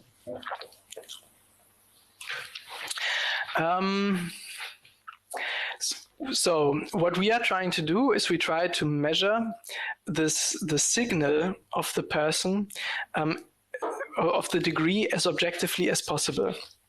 If you happen to study in a program that is less competitive, yes, on the one hand, you are at a disadvantage in the sense that you cannot reach certain ranks of the K-score. By definition, because you cannot, the signal is derived that you perform better than other people, and when the other people are not so competitive, then it's not possible to get into the top ranks. You can only become, I don't know, so a metaphor, you can only become world champion if you actually participate in the championships. Having said that, if you are at a less competitive university, then we would also expect you to do better inside the grade distribution. And so there's a countering factor here. So then you might not be able to rise to the top ranks, and that might also, to be frank, from a societal perspective, it might also not be fair that you are prevented from rising to the top ranks, because you might very well have it in you. It's just that we cannot, that is very difficult to measure it because you've never been exposed to that sort of competition. Having said that, you might not rise to the top ranks, but you will still obtain a fairly decent rank because you will then top at your local institution. Okay. Next question is from Mo. He makes first a general comment that in the UK we see less relevance for degree and uni grades as people advance more in their career. So if I'm hiring someone who has 15 years experience in one field, then regardless of the grades they had in uni, they're more interested in their competence and behaviors than in their previous job to predict how they'll perform. We have many successful CEOs who have never been to uni. So what are your thoughts on that? Yes, and I perfectly agree. So we typically recommend to use the K-score for young professionals, and the young professionals category falls in, captures the up to 35s generally. I would still like to add a further remark or comment to that very, very excellent question. And that remark is that university has one big advantage over previous job experience. Job experience can be more relevant, of course, because you're in a company and you use the skills that are relevant inside the company, and that's also what you want to do, or what you need to do in your next job, even though jobs can be very different, of course, as well. But the big difference between jobs and university, a job experience and university experience, is that university experience is properly measured. You measure it in a semi-anonymous way through exams, through assessments from a neutral body, while job experience and your assessment inside a job is a function of a very social process. So it depends on whether you are on good terms with your boss. It depends on whether your co-workers end up liking you. And sometimes I think it's not even unheard of that somebody received excellent recommendations just to move on, to go into a different department or leave the company. And so it's much more difficult to use the previous job experience to actually assess how strong that performance was. And this is why I think that even for slightly older applicants, so going up to the 35s, looking back at the university experience is still very relevant, because here you have a decent measure at hand that you can use and that you can quantify. Okay, for the next question, just to clarify just sort of how a case can be applied across countries, can you just give a short overview of which countries this will be available in? Yes, when we started the company, we were all told that we need a mission statement, and we picked the mission statement of making education comparable worldwide. Now I think I will be very old and even more gray than at the moment by the time we achieve that. So of course it is not possible, and I also cannot promise that we can compare every kind of degree from every country there is. Yet we are expanding our database, and we are currently covering Germany, the United Kingdom, Italy, Portugal and Spain, and by the end of this year we will be covering the US, and we will be covering also, I think very importantly, India. And that means that if you have degrees from these countries, you can get a very good prediction out of those degrees, and you can use it in your application process. And for these countries, we have great distributions. For India, we do not actually have great distributions, but we have something else that is very nice. But I think that would take too much time to explain here. So we have very good context information for these Indian degrees, or for the degrees from these countries, and you can use it in the application process. And if somebody does not come from a country that has a K-score, then it's also possible to think about how to complement this. So I think for that we would be looking at the recruiting process individually and make a recommendation on what to do once we understand what the needs of the company are and where most of the applications are coming from.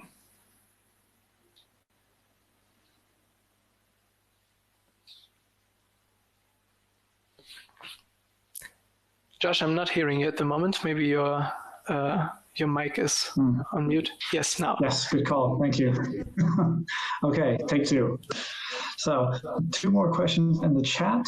Lee asks, I have a choice of doing an apprenticeship engineering degree or a straight engineering degree. Which should I do, and what factors would you use to advise me? Yes. So not knowing this particular context, of course, I don't know where you live, for example. I think doing an engineering degree in the UK is generally a good idea.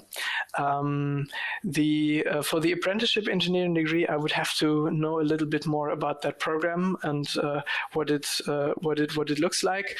Generally speaking, engineering graduates are in demand in the United Kingdom. That's also something that Dan said this morning. And doing an apprenticeship with it, where you receive practical experience, probably sounds like a good call to me as well. But I don't want to overextend with my advice because I don't have enough detailed information. And maybe even Dan, who knows the sourcing labor market in the UK much better than I do, can offer some advice on that in the end.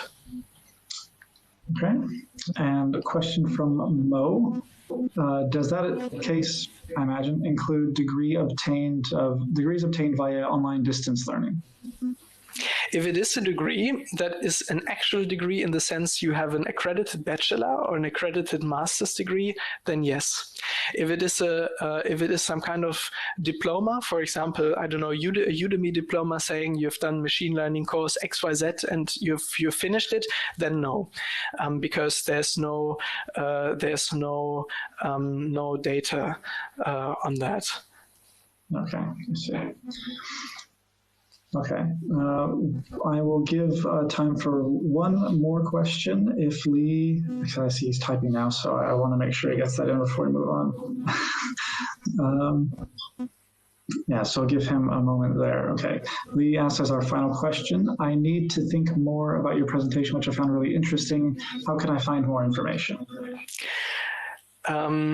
I mean, the standard would now to refer you to our website, but I don't want to do that. So what we can do, I will definitely I will share the slides with everybody who participated. I will also attach a further document that shows how the degrees are linked to job performance and success in the recruiting process. I can send that to you, and I'm also very, very happy to engage in a follow-up and talk more about, especially once maybe if you've reflected a bit on and developed some more of your own thoughts, then I'm very happy to answer them or to engage in a debate with you personally. Okay, terrific. Thank you very much for that fantastic presentation, Jan. Thank you so much. Thank you, Josh. Okay, now we're going to move on to our next talk. Let me bring up the presenter. Hopefully he's ready to go. And so, Jonas, would you be able to hear or see me at all right now? Well, I'm sure you can, but will I be able to see you?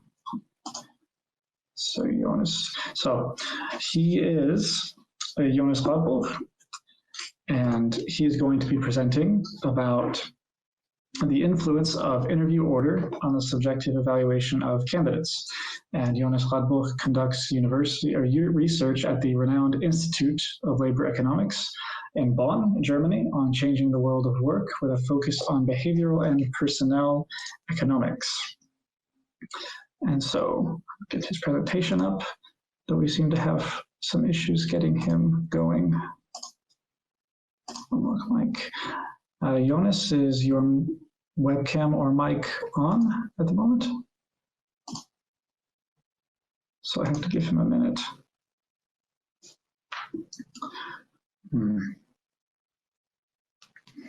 Well, thank you for all those questions, everyone, and I hope we can keep the presentations on track and keep the questions coming. That's been really great. Thank you for your participation. I think some of you have been using the backup link, so I see a lot of me's there, but that's perfectly okay. If you have any questions, just make sure you include your name so that we can identify you, so we can better answer your question personally. I think Jonas, we'll try him again. And as before, the format will remain the same. We'll give a 30-minute presentation, and there will be the ability to ask questions anytime in the chat that you'd like. And we'll have, following these presentations, with 15 minutes of questions and answers, just like before, although we're having some trouble getting Jonas ready to go. So you're an attendee, Jonas, or no, sorry, you're now a presenter. And we should be able to hear and see you, although obviously it's not happening. Okay. We're going to have to see. Okay, no problem. So I have to give him a moment. And so, yes, as before, Jan will be very happy to have a chat or to send across any information about case, as would I. We have a lot of experience in delivering these kinds of presentations, and we'd be happy to tell you more about our success through the case studies as well, and how, I know that Jan went into that already a bit. But yeah, that's it. That is something that we can definitely follow up on. And I think Jonas is going to be speaking about, like I mentioned at the start, the idea. Oh, let's see, there he is. Hello, Jonas. Yes, hello to everybody. I just had small problems with all the different video conference software we are using right now to find the right buttons here. No, that's not a problem, man. So got there in the end. So just to give you a short intro one more time, Jonas is at the Institute of Labor Economics in Bonn. He recently successfully defended his thesis, although due to the crisis, he's not yet been able to print it. So if you're not familiar how that works, it might be different in your country, but in Germany, that means although he can be referred to as a doctor, he cannot yet refer to himself as a doctor, though he's under no obligation to correct us if we do so. So with all that being said, Dr. Radbruch, the floor is yours. Yeah, and thanks for having me, and thanks to Case for organizing this event today. Now, in the following 30 minutes, I would like to talk about a project of mine, which is based on joint work with Amelie Schibrowski, who's based at the University of Bonn. And it's called The Influence of Sequential Perceptions on Subjective Interviewer Assessments. And the overall point and the starting point for the motivation is that we commonly use subjective assessments to measure quality or performance, and especially in those situations where we don't have objective measures for these two things available. So examples include, for example, grades in schools, but also in universities. If we evaluate our employees, or if we have some kind of performance evaluations on the job, but maybe most importantly, even admission and hiring processes are often based on these kind of subjective evaluations. And therefore, it's really crucial to understand the formation of these kind of subjective assessments, and that's what we try to do in our research. Now, when you think about subjective evaluations in admission processes, what you normally want to have is a high validity of these evaluations.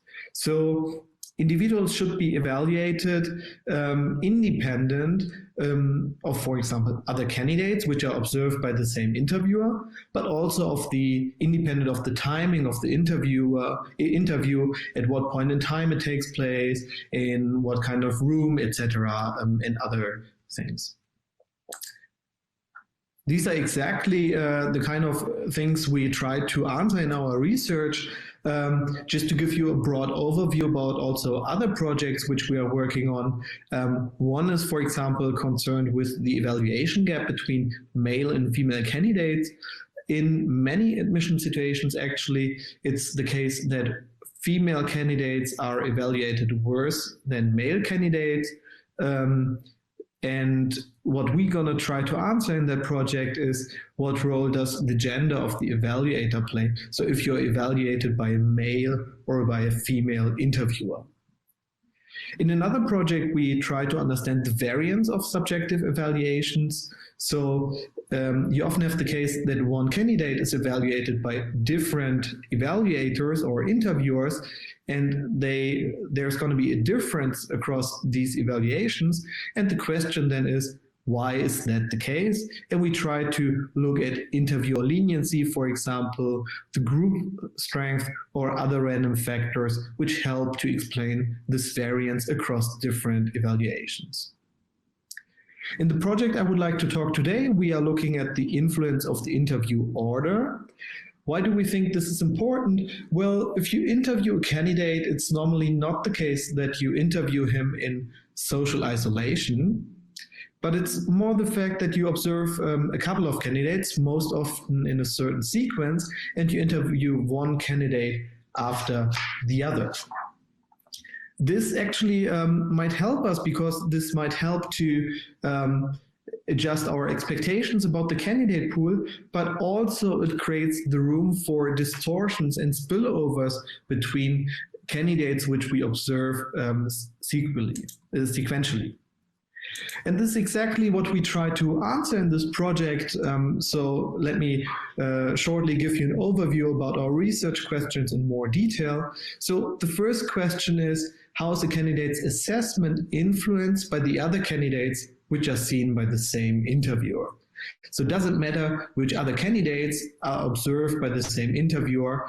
And then in the second step, we're going to ask if the influence of the other candidates varies with the relative timing of the interview. especially we're going to be interested in the influence of the previous candidate. So the candidate which was interviewed immediately before your interview.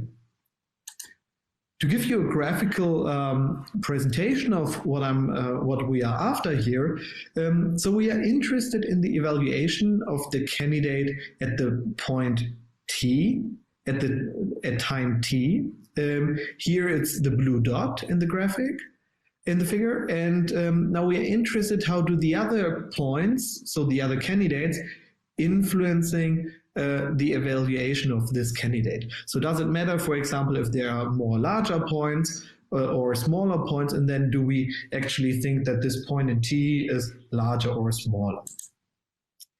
The second question is more about the sequential ordering. So we are interested, how does the order of the other dots influence the evaluation of a candidate?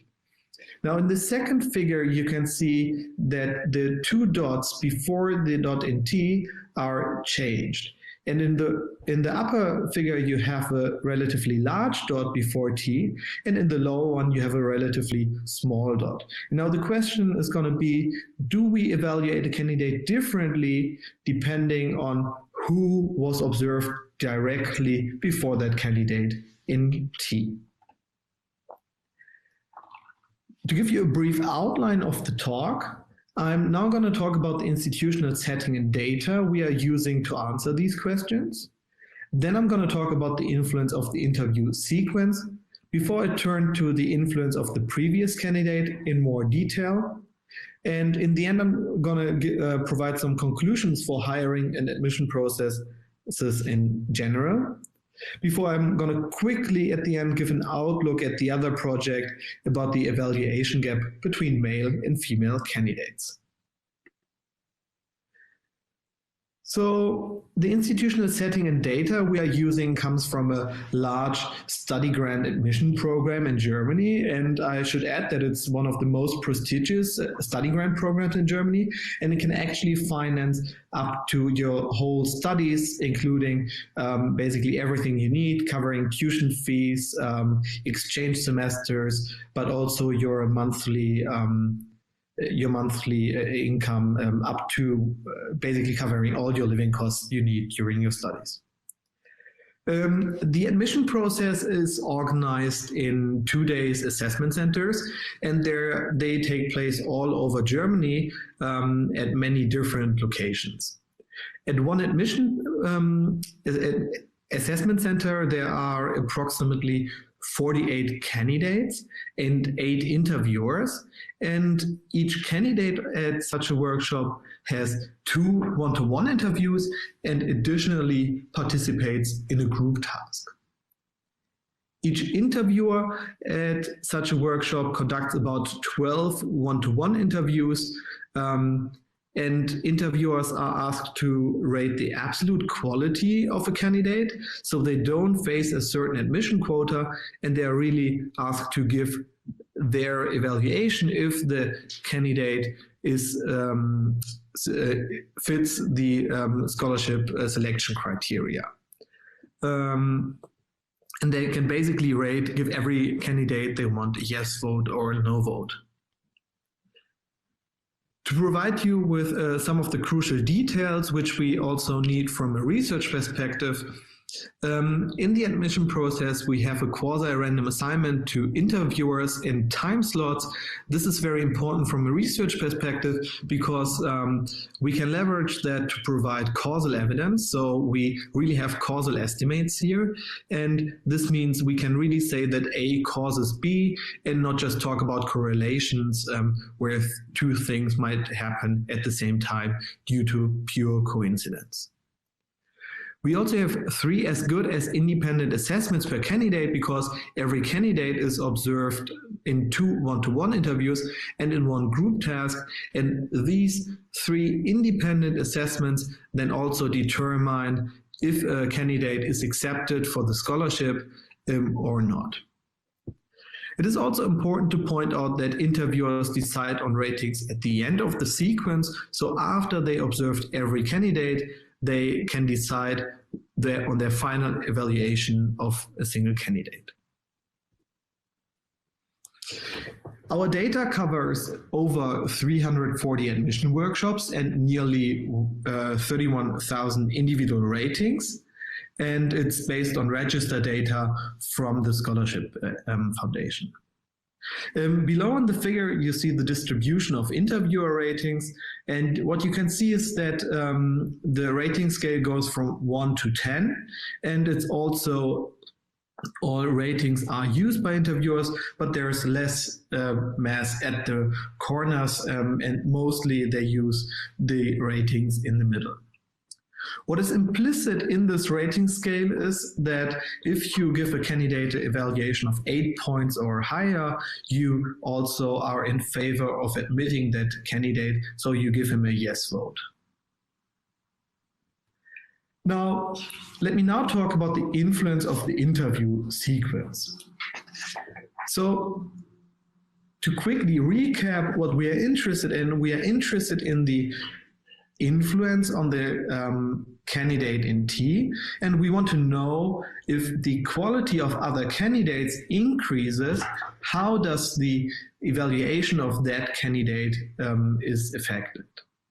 And now I'm going to plot for every candidate either in like T-1, so that's 1 period before, or T-2, that's 2 interview slots before, this effect.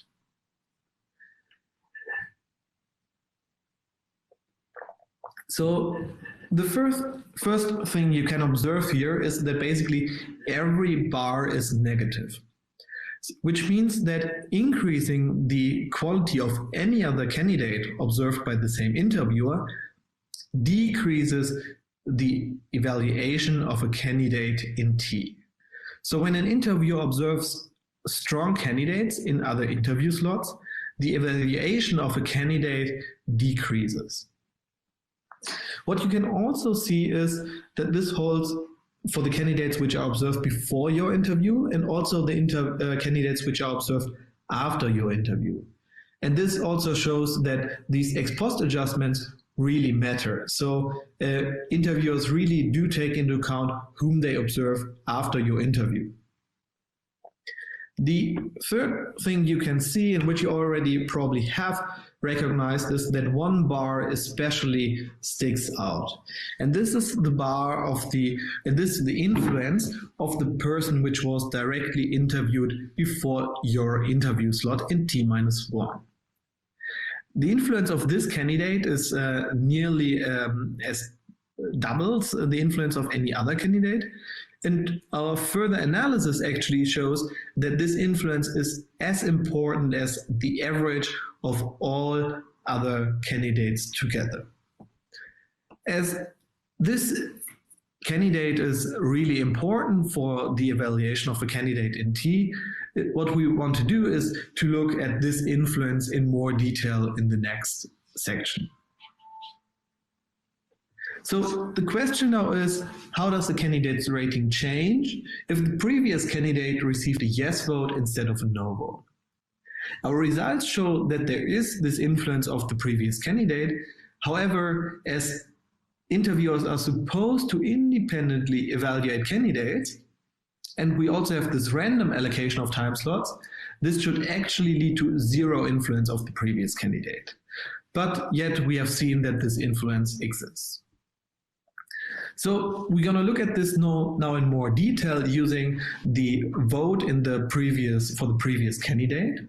So on the left side here, you see the probability of a yes vote for the candidate in T, conditional on either the vote for a candidate in T-1 being a no vote, that's the left bar, or a yes vote, that's the right bar. And what you can see is that the probability of a yes vote for the candidate in T is larger and nearly by 40% at the 40% points threshold. And it decreases if the previous candidate already received a yes vote, and then it decreases to about 33%. And this in turn means that the probability of a yes vote drops by 20% when the previous candidate already received a yes vote. We can also look how this affects the admission probability. So that means the probability that you actually are accepted for the scholarship. And we also see here that there is a difference in this admission probability depending on the vote for the previous candidate. If the previous candidate received a no vote, your likelihood to be accepted for the scholarship is larger by about 3 percentage points.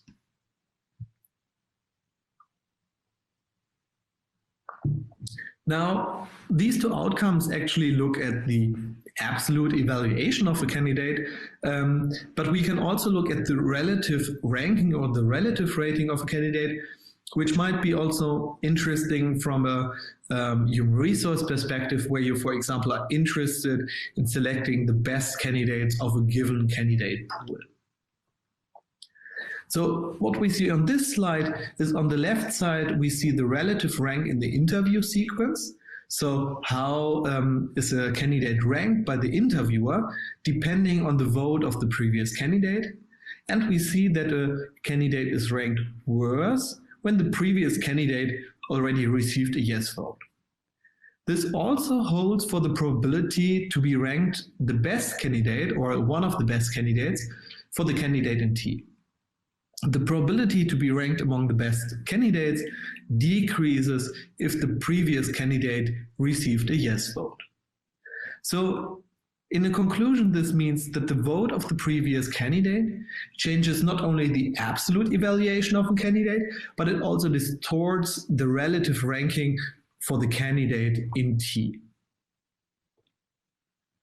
So to give you a short recap and an intermediate summary, what I have shown you so far is that increasing the average quality of the other candidates decreases the individual rating, which, just to rephrase that, the same candidate is evaluated worse if her interviewer observes stronger candidates in the other interview slots.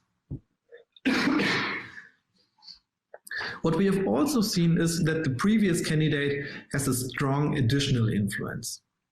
If the candidate in T-1 receives a yes vote, then the probability of a yes vote for the next candidate at the time period T decreases by about 7 percentage points. That's 20% relative to the mean. And also the admission probability in T decreases by about 3 percentage points, which is about 12% relative to the mean.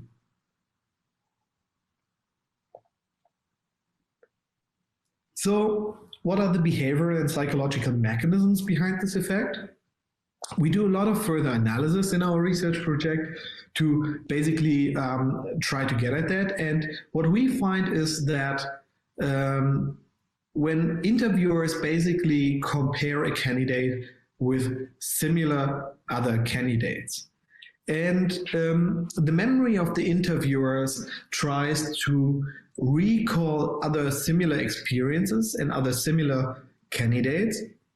And now the time slot of the interview induces a misleading similarity between candidates, which just is then showing why we compare a candidate in T to the candidate in T-1. And subsequently then the differences between successive candidates are overrated, which is commonly referred to also as a contrast effect. Now, in the last step, I would like to look at the question, which kind of candidates are actually affected? Is it everybody, or are different candidates differently affected? And in the first step, we're going to look at the probability to receive a yes vote, conditional on your own quality and conditional on the vote for the previous candidate. So on the y-axis, you can see the probability of a yes vote, and on the x-axis, you can see the quality of a candidate increasing from very low to very high. And you have 2 bars depending on the vote for the previous candidate. The first thing to take away here is that the likelihood of a yes vote increases with the quality of a candidate, which you see by the fact that the bars are increasing from the left to the right. What you can also see is that the previous candidate always influences a candidate's rating regardless of their own quality, which is seen by the fact that the two bars differ for each different quality level, which is shown in the figure.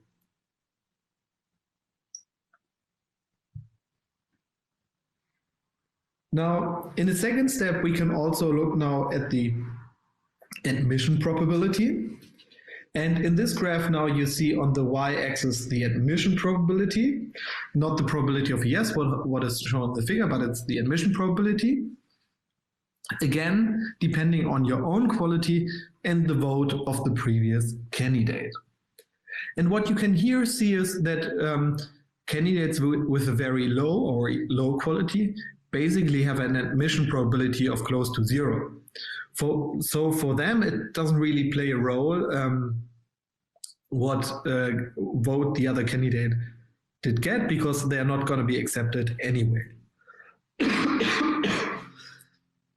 For candidates with a high quality or very high quality, however, it matters. So for them, there's always a difference in the admission probability. And we can also use a kind of a back of the envelope calculation to get at the error rate to see where are most errors made. And what we can see is that errors in the admission are mostly made with candidates of good, of high and very high quality. Which then means those are exactly the candidates where you don't want to make errors because you want to hire good candidates or you want to admit good candidates. However, you make errors exactly for those people. Now, what are the conclusions for the hiring and admission processes in general? Well, let me first start talking about the influence of the interviewer group, so which other candidates are observed by the interviewer. This influence is particularly relevant then when many interviewers rate only part of the candidate pool. It's the same idea then when you have many interviewers with different leniencies.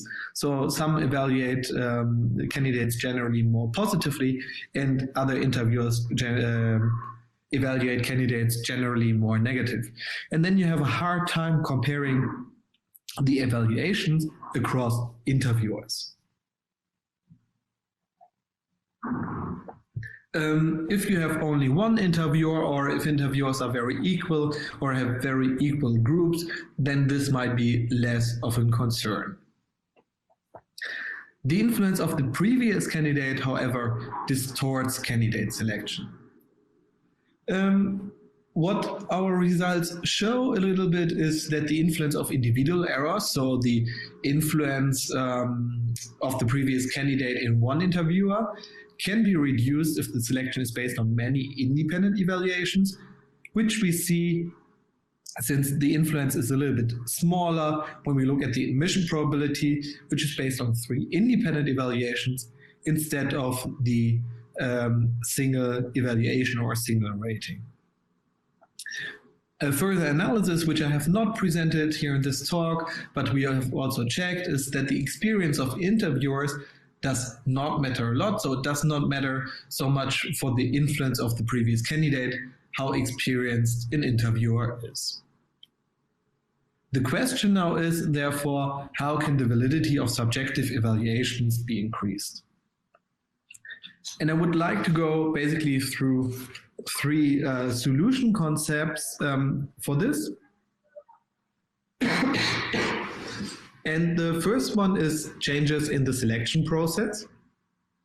So, as I already pointed out, the influence of the error from a single interview decreases with the number of independent interviews. So one idea could be to make a lot of independent assessments of the same candidate, but then this obviously comes along with using a lot of time resources and a lot of interviewers to conduct these interviews. So it has high time and cost factors. Now, the second step would be to train interviewers and use some kind of debiasing technologies. This is, of course, a possibility, but we actually don't know so much about these debiasing trainings that we can really say something about the effect of these trainings. And there might be issues and reasons why you want to worry about this. So there could be potentially overshooting. So it's not necessarily a good idea just to use these trainings, but you should evaluate the effect of these trainings more closely. And from a research perspective, we cannot really say a lot about these issues. We also need practitioners to work here together jointly with researchers to evaluate these trainings. The third alternative would be to use other screening technologies, and maybe it's possible to actually use screening technologies which do not have this subjective feature. Well, I mean, it was kind of already part of the previous discussion. Every screening technology, of course, has its strengths and weaknesses, and you might want to think about what kind of screening technology you use for which kind of selection and admission process. Overall, there is actually not so much research on the impact of screening technologies, especially on the quality of candidate selection, that we really have good evidence here on from a research perspective to tell people what kind of screening technology is superior to others. Now, in a very last step, I would like to talk quickly about the evaluation gap of male and female candidates. So the first thing, which I already pointed to at the beginning, is that male candidates are evaluated in this selection process more positively than female candidates. This can in general have many reasons, and we cannot say so much about the reasons here for this process, but what we are more interested in, what we think is very interesting and kind of weird in a sense, is that this evaluation gap depends on the gender of the interviewer. So on the left side of the graph, you see the evaluation gap for male interviewers, so if candidates are interviewed by males. And what you see is that there is a difference in the evaluations of male candidates, that's the left bar, and female candidates, that's the right bar. Now, this evaluation gap increases if the candidates are interviewed by female interviewers. That's the two bars on the right. And we observe that males are evaluated even more positively when they are evaluated by females than males. So in conclusion, we can say that the evaluation gap is larger among female interviewers. And at the moment, we are trying to work more on the reasons for that. So that's still a work in progress, and I hope we have some new results in the next few months. Okay, so to quickly conclude here, what our research shows is that minor changes in candidate ordering can have major effects on the selection outcome, and the previous candidate influences the perception of the next candidate. This influence of the previous candidate creates a distortion in admission outcomes and also in rankings of candidates. What are the behavioral and psychological mechanisms? Our results and analysis show that we basically compare the candidate with similar other candidates we have seen, and the time slot of the interview induces this misleading similarity between candidates. How to solve this, basically, if you want to get rid of this influence? Well, the impact evaluation of solution approaches is basically a task for future research, which also means if somebody who works in an organization or firm would like to work on that, he or she should feel free to approach us So maybe we can work out something here together. So thank you for your attention.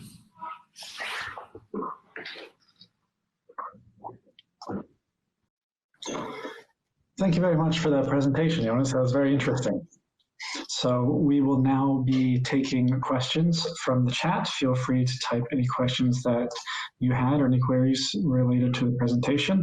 One such question I could pose is with regards to, you mentioned about this sort of gap between the genders, more pronounced for women. And do you have any hypothesis maybe as to why that be the case, or is that really just something that is in the early stages of being researched? It is in the early stages of being researched, that's for sure. There's a lot, or there are many discussions in the literature right now for potential differences in these kind of patterns. And also here we have basically two working hypotheses at the moment, but we cannot distinguish between them, and there are probably several others. So one is that the people who are in the selection committee here are females from the very top of the ability distribution. And they are normally older than the females which are evaluated. And it might have been even harder for them to get accepted and to have a career. So they might have harsher selection criteria they now gonna put towards females. Another thing is basically a social image story where as a female interviewer, you don't want to make the impression that you are the person which pushes other female candidates. And this would actually also help to explain why they do not evaluate females better, but they evaluate males a little bit better, which creates this effect. We have some additional evidence which basically shows that this difference in the evaluation gap is reduced if there are more females on the overall committee. So if you have not a parity, like at the admission workshop in total, so if there are not 4 female and 4 male interviewers, but instead 7 female interviewers, this difference becomes a little bit smaller. So the basic idea is if there are many females on the committee, you are not afraid to push other female candidates, or you are not worried that you have to push male candidates as a female interviewer. But it's different to distinguish, and in general there are many explanations out there.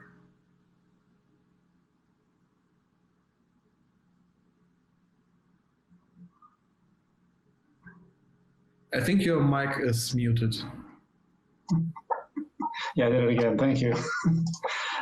Thank you. The next question would be, what training is necessary, or perhaps not so necessary, to achieve a debias? So maybe, for example, from moving from individual to group interviews, or from one observer to several? So there are 2 questions, right? So one would be basically changing how we select candidates. So it's basically about should we do panel interviews, group interviews, or something like that. And our results basically point to the fact that doing more individual interviews, so independent interviews, might be a good idea. Panel interviews are probably even a worse idea. Because there is no evidence that these kind of errors do not exist for panels. Actually, there is some evidence that panels also show this pattern that the previous candidate has an influence on the rating. And then additionally, for all evaluations in a panel, they have the same error because they also the same candidate before. So it might be better to split the panel, do one-to-one interviews instead of having 3 people evaluating the candidate at the same point in time. About the debiasing methods, it's really hard to say because there is not so much evidence on how this trainings really should look like. Also talking to people in HR departments, they basically told us at least, but I'm happy to hear other opinions on that, that they have this box of interviewer trainings, but they don't really know what works out of this box. So they can't tell you what block in this box you should use to train people to get rid of this bias. That's really something which is for future research that we should work on, definitely. Yeah. Okay, thank you. Question from the chat from Mo. What was the difference in timing between the interviews? Could be days, hours, or weeks? So the timing is between 5-minute breaks, and then we have a coffee break, lunch breaks, and the longest time is between the evening and the next morning. So these admission workshops take place during 2 days. And so all the 12 interviews are conducted during these 2 days, and also the group task takes place during these 2 days. So the timing is very dense, and it is very likely that the influence of the previous candidate is reduced a little bit if you would just interview one candidate each day. But this might have other problems because then it might be more difficult to rank candidates, and you might be more prone to recency effects. So this might induce other problems. Okay, thank you. A question from Mona in the chat. She says, I would like to hear your opinion on anchored scales in interviews. Can those lower the problem of objective judgment enough? Well, enough is always a good point. It depends on the, it probably depends on what kind, what do you see as enough, and what do you have in mind with an anchored scale? So the scale people use here is, so as I said, it's implicit in the scale that an 8 is a yes vote. And it's basically that a 10 is reserved for really outstanding candidates. So there are criteria what the different points on the scale mean. In the process we are looking at here now, you could probably even put more structure on that and anchor it even more. However, and this is what our research actually shows, if this is an implicit bias, where our mind basically plays a game with us, anchoring scales is not going to help. Then what is more likely to help is that we really make people aware of this bias and help people to reflect on that bias, which is basically what these debiasing trainings try to do. But you really need probably a really high quality program to do that. Okay, thank you. Oh, there's a final question, unless we have more from the chat. Is it possible for you to, sorry, Sorry? Sorry, we're getting some bad feedback. Is it alternative screening technologies? So could you explain a bit about maybe the alternatives that are out there that you could use?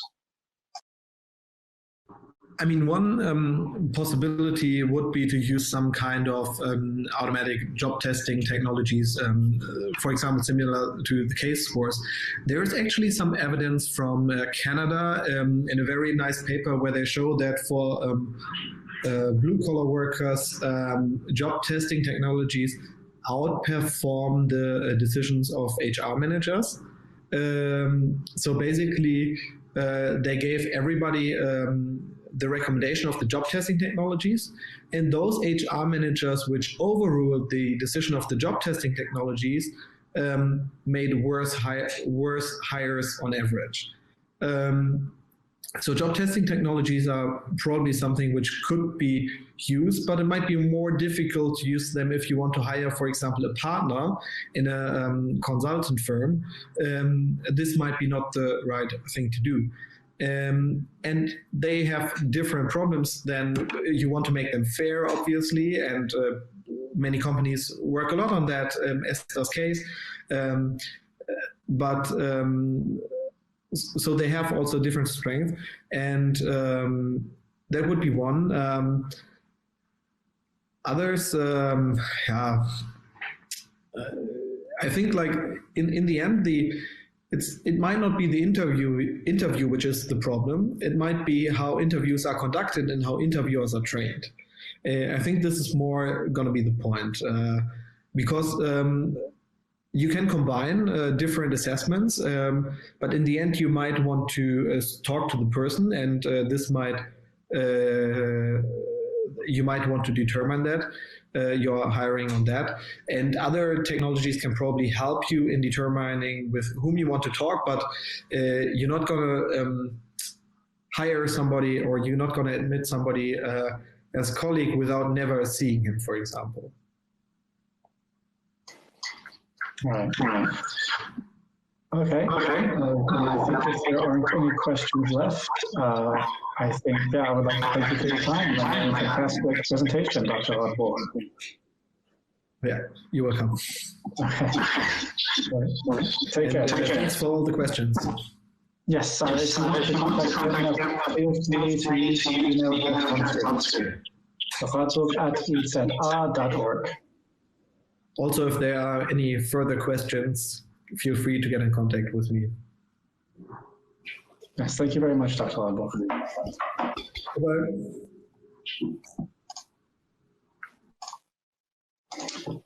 Okay, and with that, we're going to move into our final talk for the day. This talk will feature two speakers, both from Germany. And so I'm going to pull up the first one now, Philipp Seegers, another co-founder of CASE. And she, along with Larissa Fuchs from the University of Cologne, will be speaking about how discrimination can occur in recruitment and how algorithms can mitigate those effects and help make it discrimination-free through what's called the FAIR project. So Philipp, can you hear me okay? Hi, Josh. Yes, I can hear you. Hi. Okay, great.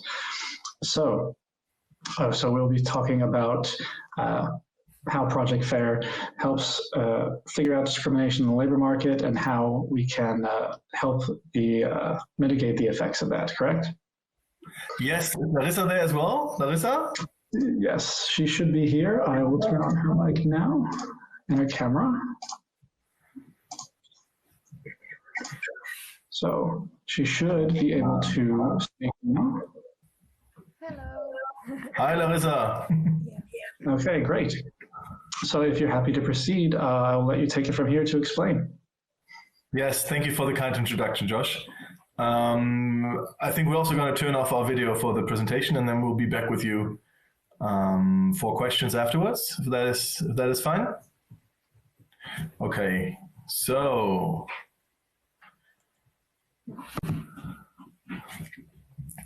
what Larissa and I are going to talk about today is a project that we're currently doing. It's called Project FAIR.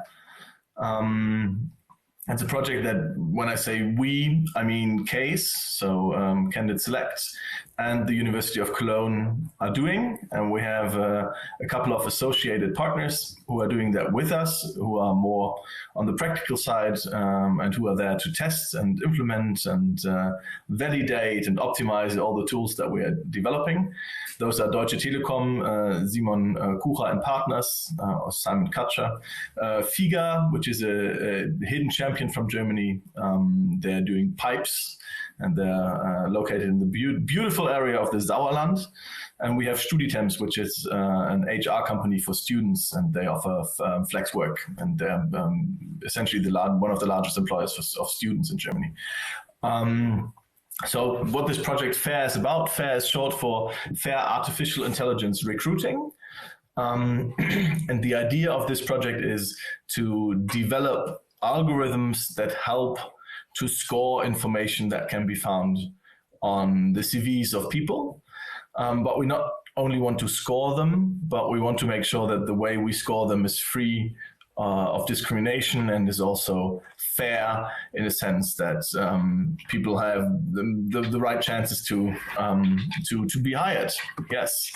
The project is generously funded by the German state that Case and the University of Cologne are located in, which is North Rhine-Westphalia, NRW, and it's co-funded by the European Union. And we're receiving money to research these things this year and the next year. So the funding period is from January 2020 until the end of 2021.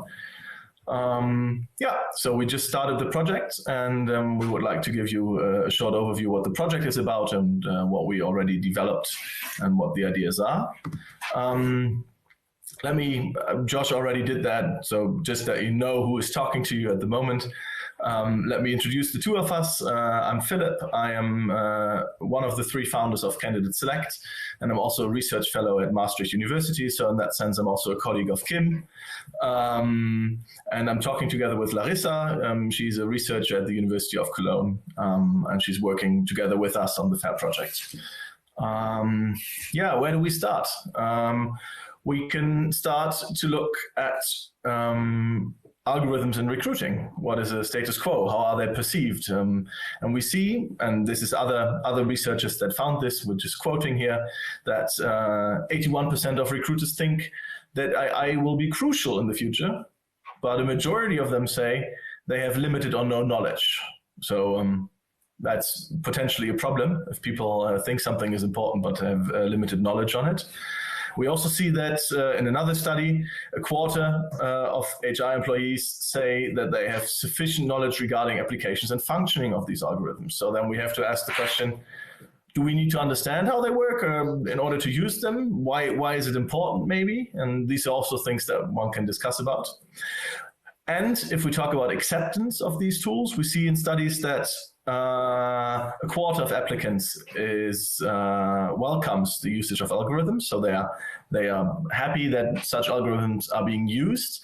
And this is the interesting twist here: women are more likely to trust algorithms than men. And this is a bit counterintuitive, because what we normally see in these terms of acceptance of digital tool studies is that men are more likely to accept digital tools than women. But here it switches. And I think one of the reasons why it switches is that women do realize that there is labor market discrimination against certain groups, one of them being females, but also by race, by origin, all these kind of variables that should not be used. And because they realize that there is discrimination, they are more likely to give it a go, to be open for it, to see whether this can actually decrease the problem of discrimination. Because what is clear, and there really can be no doubt if you look at the literature, is that HR does discriminate in recruiting. So this is just a selection of 16 studies. There's so many more. The earliest studies that have been done were studies where where researchers created CVs that were not real, and they sent them out to job openings, and they could only, because they were not real, they could just change tiny little details, so leave everything the way it was, the same type of education, the same job experience, everything the same, just change the name or change the gender and see what happens. And from these studies we know that there is discrimination, and the discrimination is largest the further the recruiter is away from the applicant. So if you are in a one-on-one situation in an interview, something like what Jonas just talked about, then there is less discrimination because you're closer to the applicant, and it's much easier to get rid of your biases than when you're just screening CVs. So when you're just screening CVs, your information is much more limited because you can only see what's on the paper. And we do see in the literature that this typically leads to more discrimination. So there's, I think the applications of algorithms, and this is also in line with what Jonas just said, is largest in early steps of recruiting. So of course you want to talk to the person at the end of the recruiting process, and of course you want to get to know the people you're hiring, you're going to work with in the future. I mean, that's very natural. But we do see that these biases still exist, and they are largest at the early stages. So this is where we should think about how algorithms can help. What are we going to do in the FAIR project? Well, we're going to look at everything that can be found on a CV. So here we have an example CV. unfortunately in German still. I just noticed. So we have Sophie. Sophie is applying at your company, and Sophie has different things on her CV. So she did a certain type of education. She has a certain work experience. She engaged in certain social activities. And of course, she has skills, language skills, IT skills. So how do we look at these things, and what can we do in order to score them? If we talk about education, I think the talk that Jan, my co-founder at CASE, gave earlier gives you a very good impression about what can be done in order to score education appropriately. Work experience, so I'm going to skip education a bit here because we already had the talk on that. Work experience is something we are strongly working on at the moment in the FAIR project. So we're currently trying to build tools that help us score and understand work experience as it can be seen on a CV. So I'll have a slide on that just after this one. But other things are also very interesting. So social activities, are they only desirable from a societal perspective? So is it good that people do this from a perspective of society as a whole, or are people who engage in certain social activities, are they also more productive? Because in the end, companies have to make hiring decisions that improve the productivity of the company those people are going to be working for, and it's a bit too much to ask to improve the workings of the entire society. So we'll be looking at social activities, but we'll also be looking at skills, and then we have to ask questions on how can we validate those skills. So if we look at the scoring of work experience, we always have to think about a concrete position at hand. So a position that we are trying to fill, because job experience in the past might be super applicable and very relevant for a certain position, but completely unimportant and can be ignored for another position. So when we're trying to fill a certain position, we have to look at what has a person done in the past. So we have to look at the job description, and this is something we have to teach to our algorithm. What occupations are best fit, but job positions, job descriptions also feature some element of hierarchy. So they not only tell us what someone did, but also on what level that person worked. And of course, if someone manages to get promoted, that is generally a good sign, even if promotion processes are not fair. We have to ask ourselves the question, where did someone work? So if I'm a self-employed consultant trying to fill the gaps on my CV, that's obviously something else than working for a top consultancy and being a consultant there. So we have to look at that. We have to look at when, at the duration, how long did I work for a certain company? So and there we don't know the answer yet. So we don't know what is the optimal employment length for certain jobs. We know that if someone changes jobs every 1 or 2 months, then that person will probably not have learned a lot, so that's not a good sign. And if someone is in the same job for 30 years, then I guess that the learning curve is also not very steep anymore, so that's also not optimal. But somewhere between these two extremes, there will be an optimum. And we need to ask ourselves, where is that optimum? What is good? What sends the best signal to the algorithm and then to the recruiter who will get the results? And in the end, we're doing all that to get to the how. And this is something we cannot see on the CV, unfortunately. But this is what we're interested in. How well did someone perform? Because that's a good predictor of how well that person will perform in the future. So we have to ask ourselves these questions. Essentially, with everything on the CV, we're trying to measure how successful people were in a certain situation, and then we use that as a proxy of whether they will be successful and then on the next stage. Okay, so this is a lot about the algorithms that we are developing, but I said that this project has a twist, and I think this is what makes this project unique, because we're trying to decrease discrimination. So we have to ask ourselves the questions, do algorithms discriminate? And yes, algorithms can discriminate. And there are two conditions which need to apply so that this can happen. Unfortunately, these conditions are met rather easily. So we really have to worry about these things, and we really have to ask ourselves some questions. The first condition for algorithms to discriminate, to sort of manifest the discrimination that has happened in the past, is that groups are identifiable. So you can identify whether someone is male or female. You can identify whether someone is from the UK or from Europe or from India or wherever. And the easiest way there is direct identification. So if someone tells you their gender, if the algorithm, if the gender is communicated, is given to the algorithm as a variable, then it's obvious, it's trivial that this identification is met.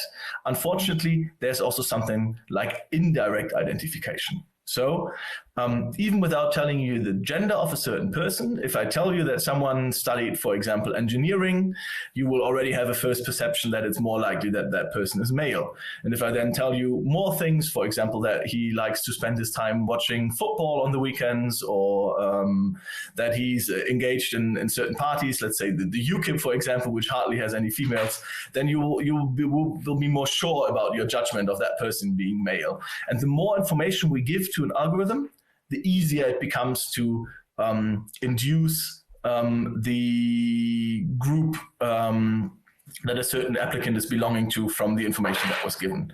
And of course, we want to give a lot of information to the algorithm because we're doing this to improve the quality of our recruiting decisions. So withholding information is not a good solution to this. It will make the algorithm fairer in that sense, but it will also make it less efficient. So if you roll a dice, that is, whether you want to hire someone or not, that is certainly free of discrimination because everyone has the same chances, but it's not an efficient hiring algorithm. No one would argue to do that. So we have to strike a balance. The other condition that we need to worry about is whether there's discrimination in the training data. And again, this condition is met rather easily because as soon as you start training your algorithm with something like job market statistics, wage, promotions, job evaluations, there is discrimination in there. We can see it from the literature. So we know that males are paid more than females. We know that they're more easily promoted and so on and so forth. So once you train your algorithm with these kind of data, your algorithm will maybe indirectly learn to identify those people and then give them a bonus or a punishment. And this is not a good idea. So what would be better training data, and this is also what Jan talked a bit about, is we can look at HR diagnostic measures, we can look at cognitive ability, we can look at personality. These things are more neutral in a sense, so depending on the test. So for cognitive ability, you could be doing something like a Raven test that's culturally neutral in the sense that it doesn't require any language skills and these type. So for these data, they are more neutral, but they should also be investigated. So whenever you're training an algorithm, you should investigate the data for bias and discrimination. And luckily, there are also ways to statistically correct the data to mitigate the problem. So you could, if you have, for example, wage data, you could take out the gender pay gap in that sense that you just adjust the wages by the differences that you find from a corrected gender pay gap that just still perceives in the data, which has nothing to do with position and so on, but is just driven by gender. You could take that out. I'm very happy that Larissa is with me because this is the moment where I'm going to hand over to her, and she's going to tell you how we want to evaluate algorithms with something that we created, and it's called the FAIR Index. So thank you for listening, and Larissa will take it from here. Thank you, Philipp. I hope you can all hear me. So I will now continue. And in the following, I want to shed light on how we can continuously evaluate algorithms and selection processes with respect to certain criteria. Philipp, can you skip the slide? Yeah, Larissa, I believe your audio or your mic is quite low. Would you be able to turn it up? Oh no, again. I can try.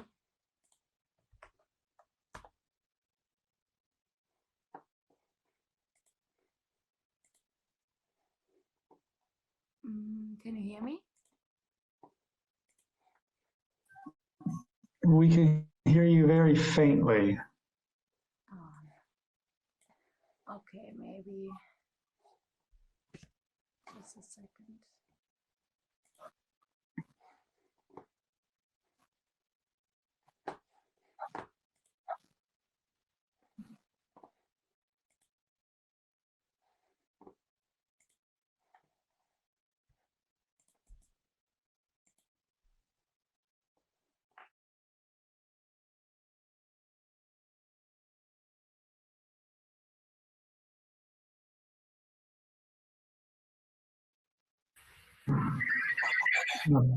No, that might be me. Yeah, that might have done it. Sounds better. Or is that Philipp? No, that's me now. I just turned on the microphone again. Larissa, maybe just sit as close to the computer as possible.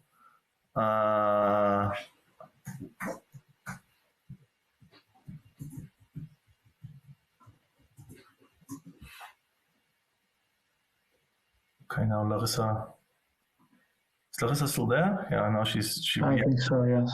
She's there twice now, so maybe you have to give her to turn on the microphone again. Let's give that a shot.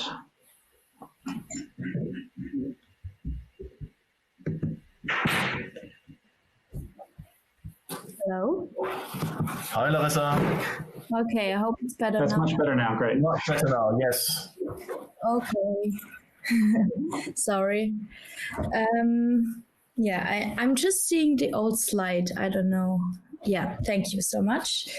So, as said, I will continue now, and I will want to shed light on how we can continuously evaluate algorithms and selection processes.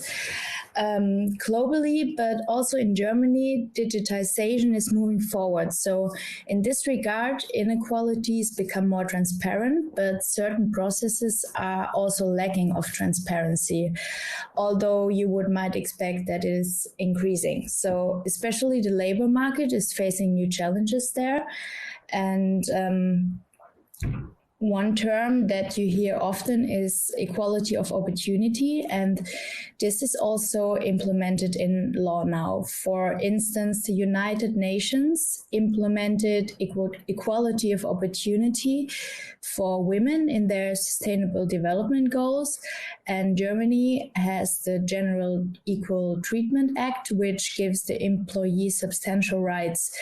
This act says that characteristics such as gender, origin, or religion must not cause disadvantages. So there's a lot of reasons to make recruiting fair, because you can have an efficient selection procedure which is legally complying and implementing equality of opportunity instead of just talking about it.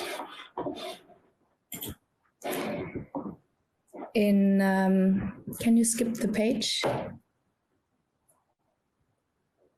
In order to evaluate whether and to what extent algorithms contribute to improving equal opportunities, you need a fundamental understanding of discrimination. So this calls for concrete definition of the term. And fairness is often a complex concept, so it can be very difficult to develop an objective standard. For example, different treatment of men and women on an individual basis may be conceivably justifiable, provided it counteracts existing discrimination. So you can see here that it is not necessarily the same to have a fair hiring process than one that does not discriminate. So you can call a hiring process fair if you choose the optimal candidate for every vacant job, so there are no wrong decisions. On the other side, your hiring process is free of discrimination if characteristics that are sensitive to discrimination did not play a role in choosing this optimal candidate. So there can be wrong decisions in general. And besides of all this regulatory and different concepts of fair and discrimination, it is not easy to answer the question how a company should make legally compliant, efficient, and fair decisions. So that's why I want to show you some different models of discrimination in the following. If you want to model the selection procedure, it would first look fairly simple. So in general, it's a binary decision. So you observe if the person was hired or not. But there's a second stage. So the person can be suitable or not suitable. And different aptitude testing methods or the case score can be used as an approximation for expected performance of the candidate. And out of these 4 possible outcomes, you can see the so-called confusion matrix. And of course, the goal is to find the optimal candidates, which you can see on the diagonal of the true positives and the true negatives. This is what we also know as a fair hiring process, in a sense that there are no wrong decisions. And you can also see the false positives and false negatives. These are the candidates that are mistakenly hired or mistakenly not hired. This would represent the equality of opportunity.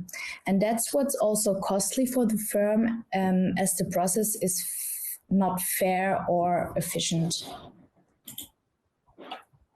And out of these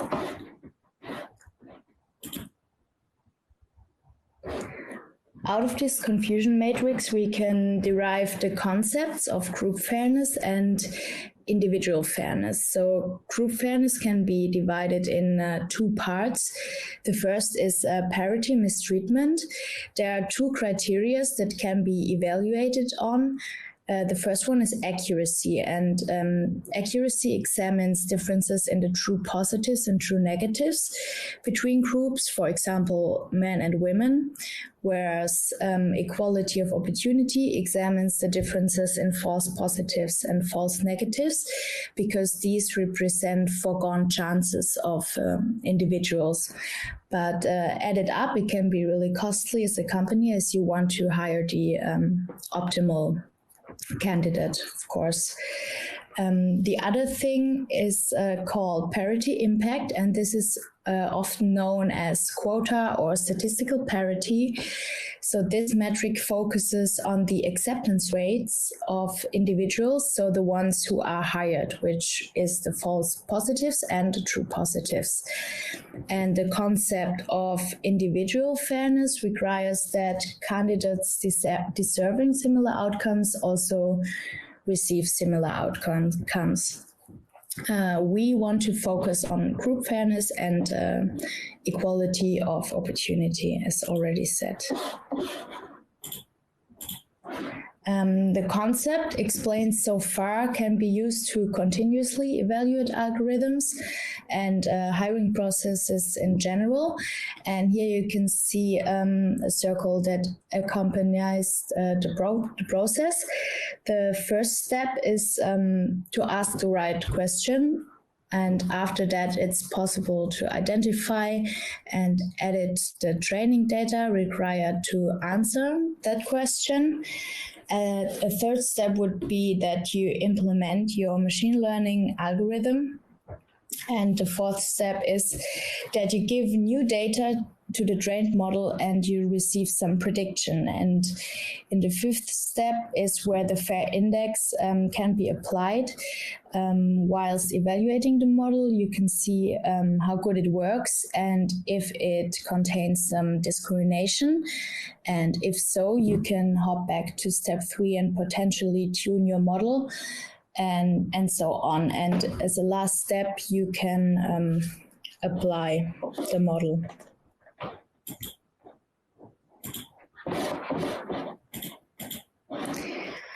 So to enlarge upon the evaluation of models, we developed the FAIR index, and he focuses on equality of opportunity in the context of group fairness.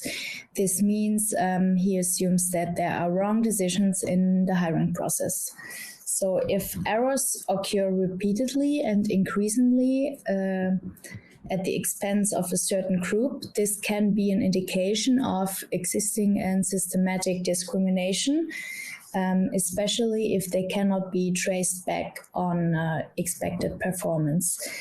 And the FAIR index allows for measurement of discriminatory tendencies of both algorithms and people in application processes. And in this way, the FAIR index increases transparency regarding the status quo and shows how patterns develop over time, as well how they may be improved.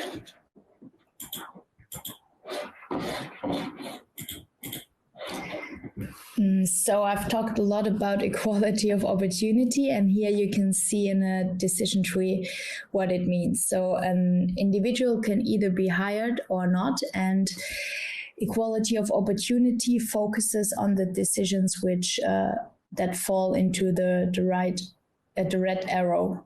And this means either a non-suitable person that was hired or a suitable person that was not hired. And that concept can be expanded to the group fairness case. Then you would detect discrimination against women, for example, if all the mistakenly non-hired women were replaced with mistakenly hired men. And otherwise, if mistakenly non-hired females are replaced with mistakenly hired women, this would not be discrimination in the context of the group fairness we consider here.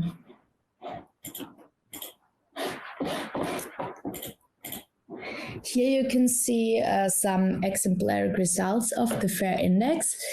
The FAIR Index shows the extent of discrimination on a scale from -100 to 100, and here you can see it for two sensitive variables, which is gender and origin. But it is easily expandable for other sensitive characteristics as long as the data entails it. So a value of 0 means that wrong decisions are not at the cost of a specific group, and vice versa, it is with rising or falling values. And another important point I would like to mention is that the FAIR Index takes into account selection, because of course it matters how many people applied. So if more men apply to a vacancy, it's natural that as a result, more men are hired given the same qualification across the gender. So in the age of digitization and the internet, the cost to make an application is falling. So thus recruiters face hundreds more resumes than before. And there are a lot of reasons to use the advantages of automation in the hiring process, because one can increase efficiency of the selection process and screen a CV in a matter of seconds. And thereby you can increase your transparency and also the information that a CV entails, for example, with the case score. And also, I would like to mention that most humans do not intentionally discriminate. There's a lot of unconscious bias and processes going on. Therefore, it makes sense to use the neutrality of the algorithm in situations where it makes the most sense. For example, at the beginning, when there's a lot of CV screening, and then afterwards combine it with the empathy humans bring into the recruitment process. And if you find this interesting and you want to have a little fair check on your existing selection process, I am happy if you contact me afterwards, and I'm happy to support and help. So thank you for listening.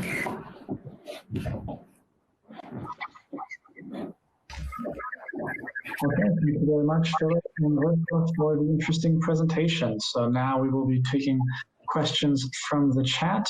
So if you have anything you're wondering about what was just gone over, feel free to ask. I would start by asking about the aspect of social activities. So could you explain a bit about how the FAIR Index works with regards to the social activities somebody might have? Is it okay if I take this one, Larissa? Yeah. Okay. So yeah, I briefly talked about social activities, and from a model perspective, we are at the first point we are confronted with a clustering problem. So we'll have to find an algorithm that is able to cluster certain social activities into certain clusters, into certain groups, in order to see what is essentially what, not all social activities are the same. So could be that different activities have a different impact. That could also be, again, dependent on the job at hand. But what I said in the presentation, and I think this is the most interesting part, is to really see if social activities, and if yes, which social activities do actually have a positive impact on job performance. So which of these activities should we look at? Should we consider when we are trying to hire the right person? Because some of them, we use them as a signal in most cases, because we think that social activities signal certain maybe personality strength that people have, that they're very, for example, very open, or that they're very agreeable. But we also know from the literature that these are normally not the personality dimensions which are most important for job performance, but it's much rather, as Jan has shown, conscientiousness and these type of things. So I think this is a super interesting question to see whether social activities actually allow to increase, to say something about whether productivity increases or not. Okay. Another question for me as a recruiter. If I'm a recruiter, does using a non-discriminatory algorithm mean that I might become redundant, or my role might become diminished in some way?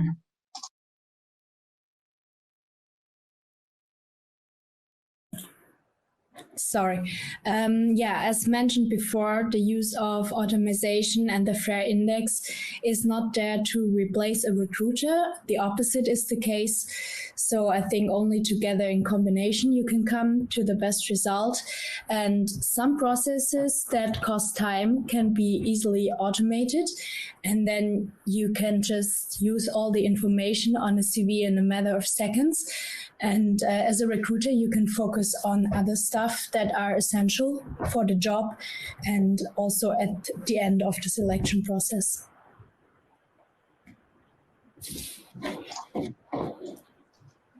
Okay.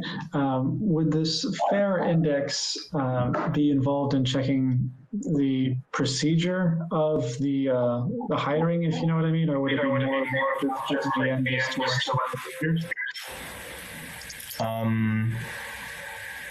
Larissa, may I? Do you want to? Maybe the two of us?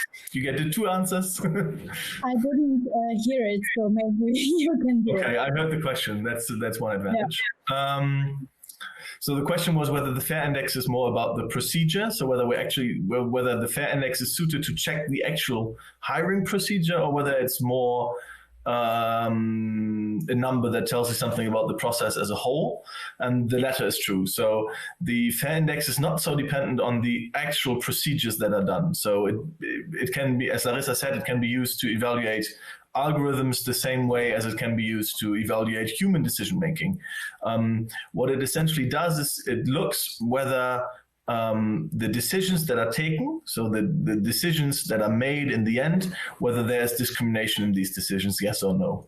And therefore, it's a very important monitoring device for us, because we want to be developing algorithms, and we want these algorithms to be efficient and to be optimized in the way that they improve hiring decisions. But at the same time, we don't want to lose track about whether the process as a whole has discriminatory tendencies, or whether the aim is to decrease discrimination. We can't just develop technology that works, but we have to develop technology that is better than the status quo. We have to beat the status quo, and in order to that, we have to decrease discrimination. And so in a way, we have two players here. We have all the algorithms that we use in order to make good decisions, and on the other hand, we have the FAIR index that constantly evaluates, monitors what is happening, and tells us whether discrimination is going up or down in the certain domains, so across the certain characteristics like gender, race, and so on and so forth.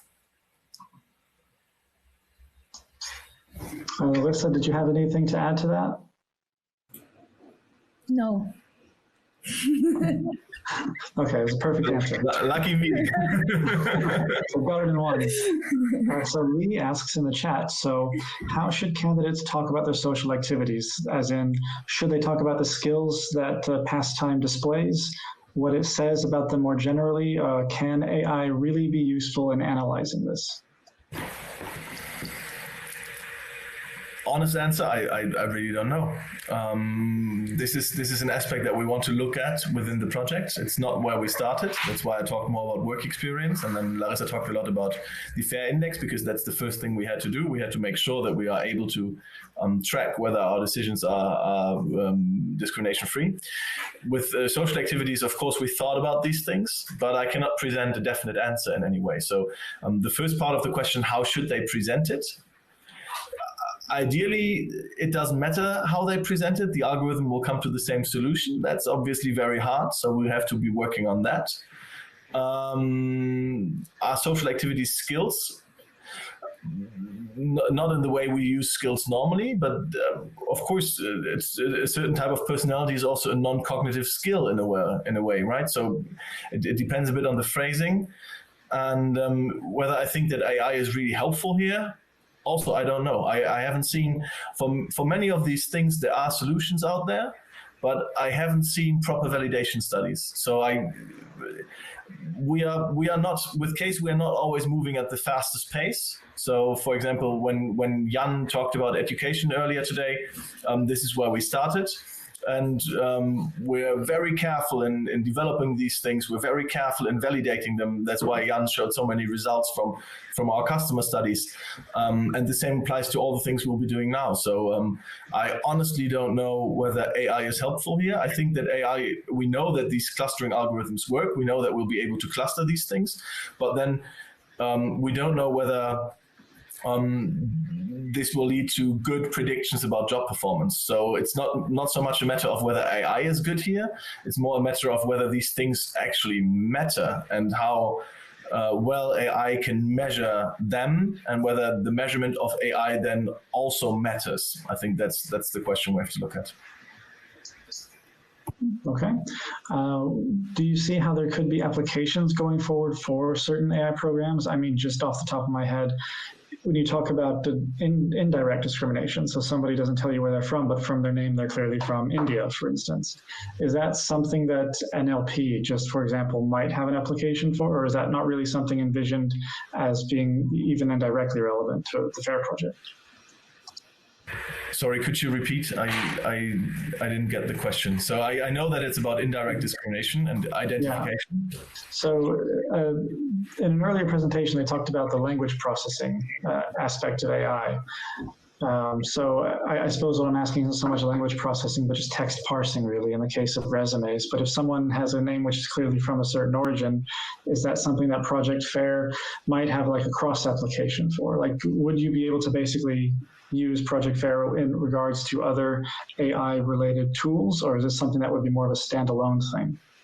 Oh, we haven't thought too much about these things yet, because we're really in a pre-competition phase with the Project FAIR. This is, I mean, we got a very generous funding from the government in the EU, from our local government and the EU, and but this is obviously connected to the condition that this is pre-competition, so that we're not thinking so much about, well, how do we make it usable? Do we put it in other tools? How can it be accessed by the public? How can we do the market entry? All these kind of questions are not relevant at the moment. This is more a development project where we see what is possible from a technology perspective, and how well does it work. So is it valid to do these kind of things?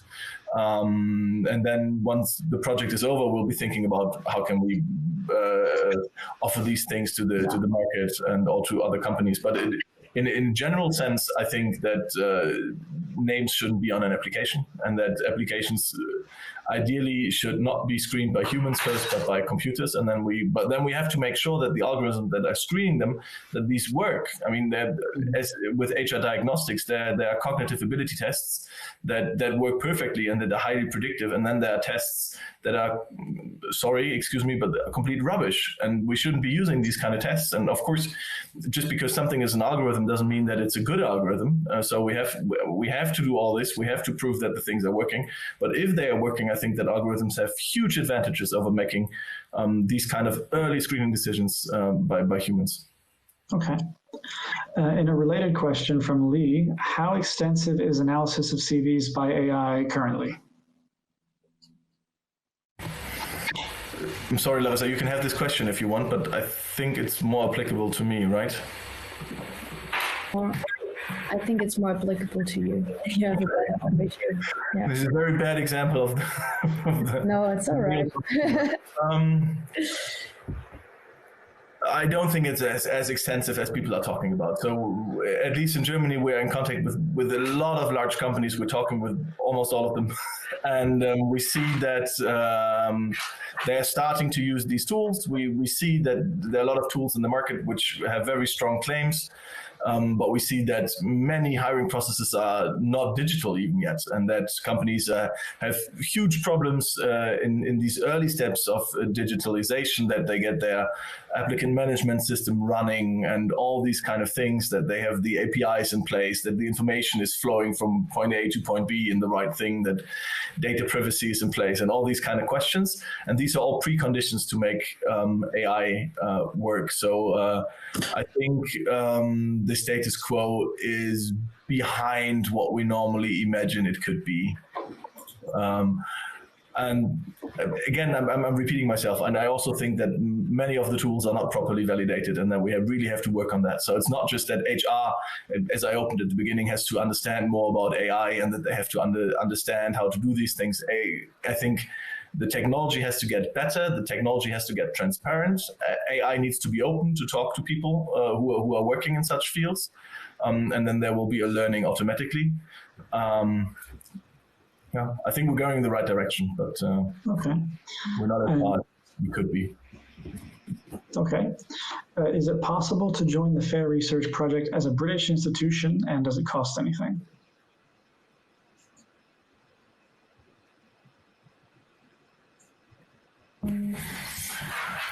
Okay, this is now really about the details of our cooperation agreement. It is possible to join the consortium. It does not cost anything because it's a pre-competition project.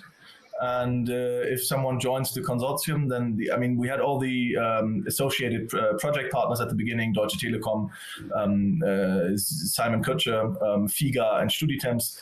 And of course, they are not paying, but they are there so that the tools that we develop, that we can, because it's a pre-competition project, we cannot market the things. So we need associated partners in order to try these things, in order to help us optimize them, in order to help us validate the products, in order to generate real-life data. And I don't see any reason why a company from the UK could not be able to join the project, and that's a given. It will certainly be free because we're not allowed, and we also don't want to charge money at this point. Okay, and unless there's any other questions in the chat, one final question for Larissa. In terms of labor market discrimination, on the FAIR Index, it mentions, I think as the two examples, unless I'm mistaken, would be gender and nationality. But is there any one particular example that you think it's discrimination in general the research says is particularly pronounced, or maybe an interesting sort of factor to consider? What would you say is a good example, or maybe the most prominent example of discrimination in the labor market in this instance?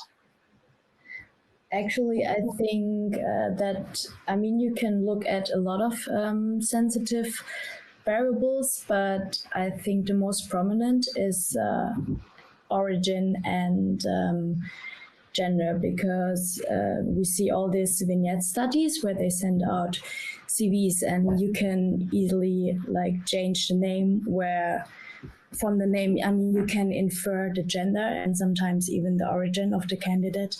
And you see a lot of discrimination, especially in the early stages of application processes in these two variables.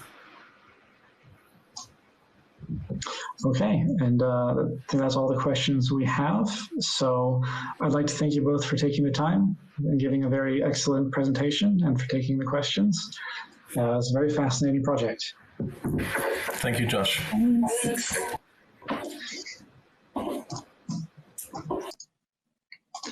Okay, and so now we're going to move into the final portion of our online summit for today, which involves closing remarks from Dr. Jan Bergerhoff. So we're going to hear from Jan once again. Hello, Jan. Hello, Josh. I have the enormous privilege to thank everybody for their excellent contributions to this wonderful summit, including you, Josh. I think you had a very, very good and nice moderation. It was a pleasure to listen to you as you guided us through the day. Thank you, Kim, for your wonderful talk about creativity and how to measure it and why it matters. Thank you so much, Jonas. The second time I've heard your presentation, and I still find it very, very interesting. And looking at it, I think I will never, when I have an interview, I will always ask myself, how did I now see candidate NT-1, and is that actually influencing how I'm seeing the person sitting in front of me now? So I thought that was very, very interesting research, and I hope it will be published in a very, very good journal. And of course, thank you, Larissa, and thank you, Philipp, for your presentation of the FAIR project.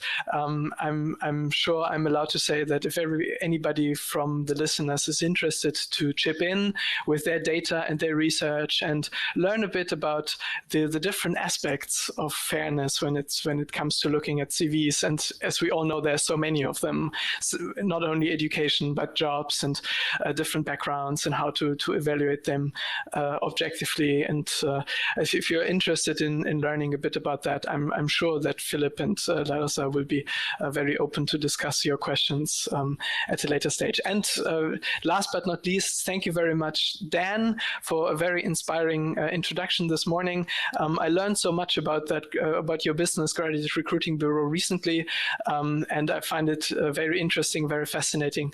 I think you have 85,000 young students, young graduates in your pool every year, and that's a colossal number. And thank you very much for your introductory remarks. What we learned today was all centered around the fact that making smart hiring decisions is mostly very much related to making objective hiring decisions. We learned from Kim this morning that creativity is actually something that can be measured and that it might be very relevant, especially for certain occupations. And while there are no good tests to measure creativity in a not so labor-intensive way at the moment, it might very well be that such tests will be available at some point in the future, and that studies will then show that creativity for certain occupations is a very good predictor of performance in those occupations. And in those cases, at least now you've heard that there is a thing like that. And if in the future it turns out to be the case, then you will know what it is all about and be able to apply it. Similarly, we've heard about how the educational degree of an applicant has already been shown to be a very good predictor of job performance, and is strongly related to the known factors that predict job performance, that are IQ and personality traits, especially conscientiousness.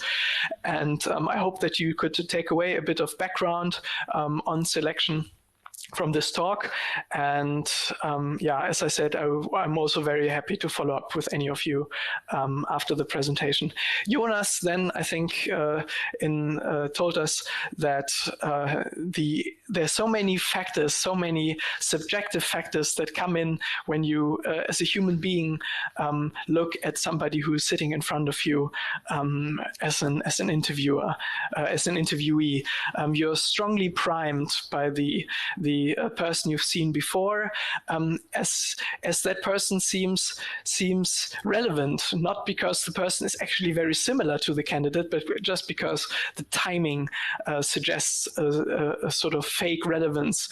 And as I said in the very beginning, I think in every interview I'm going to do in the future, I will always try to think about, am I being primed by the candidate I saw before? And I will definitely try to avoid that. And I'm very grateful for that. And I think it's also an interesting example.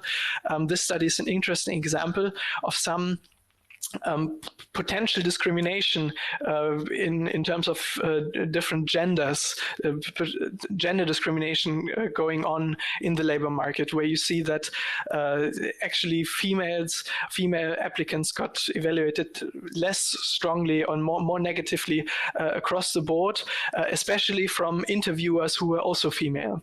So this is sometimes these outcomes have an unexpected twist to them, and I think it's very interesting and important to look at such results and to slowly learn from them and to improve hiring processes so that they are fair, not only to different genders, but to different age groups, different races, different sexual orientations, etc., etc.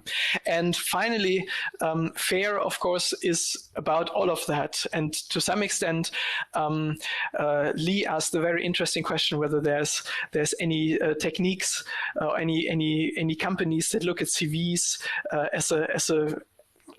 as a broad measure, everything on a CV at the moment, and whether you can pass that and analyze that. And the honest answer to that is that doing this is supremely difficult, and that companies also in the US, like Amazon, had a recruiting algorithm. They've tried to play with it, and they have struggled with it. And these companies, of course, they have lots of resources and a lot of competence, and it's very difficult. And there are some offers out there, but I think it is safe to say that this is still very much work in progress, and that there's not one single recruiting algorithm that can take all these things into account yet. And one of the different approaches that we use with CASE and also in the FAIR project is that we believe in context data, or we bring a lot of context data to the table.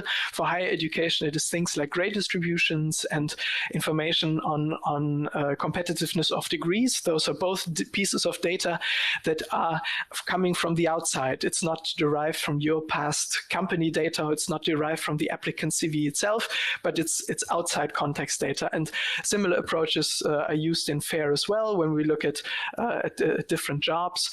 And so this is one avenue that we really focus on, and we will see whether this will be able to make the strongest predictions. That's of course what we're after in the end.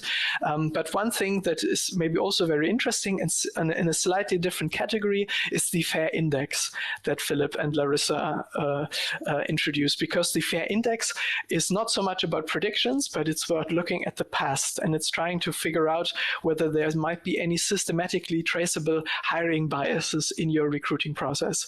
And it is a very good way to check basically whether you have something like that. It's also a good way to maybe certify that your current processes are fair. And if you're interested to basically do that check, then also reach out to them, and they're going to do it at no cost, and they're going to involve you with the results in that research project. Having said that, thank you very much again for joining this online seminar in the current COVID-19 crisis. I hope you all stay safe and healthy and make good decisions, especially when it comes to hiring. Thank you.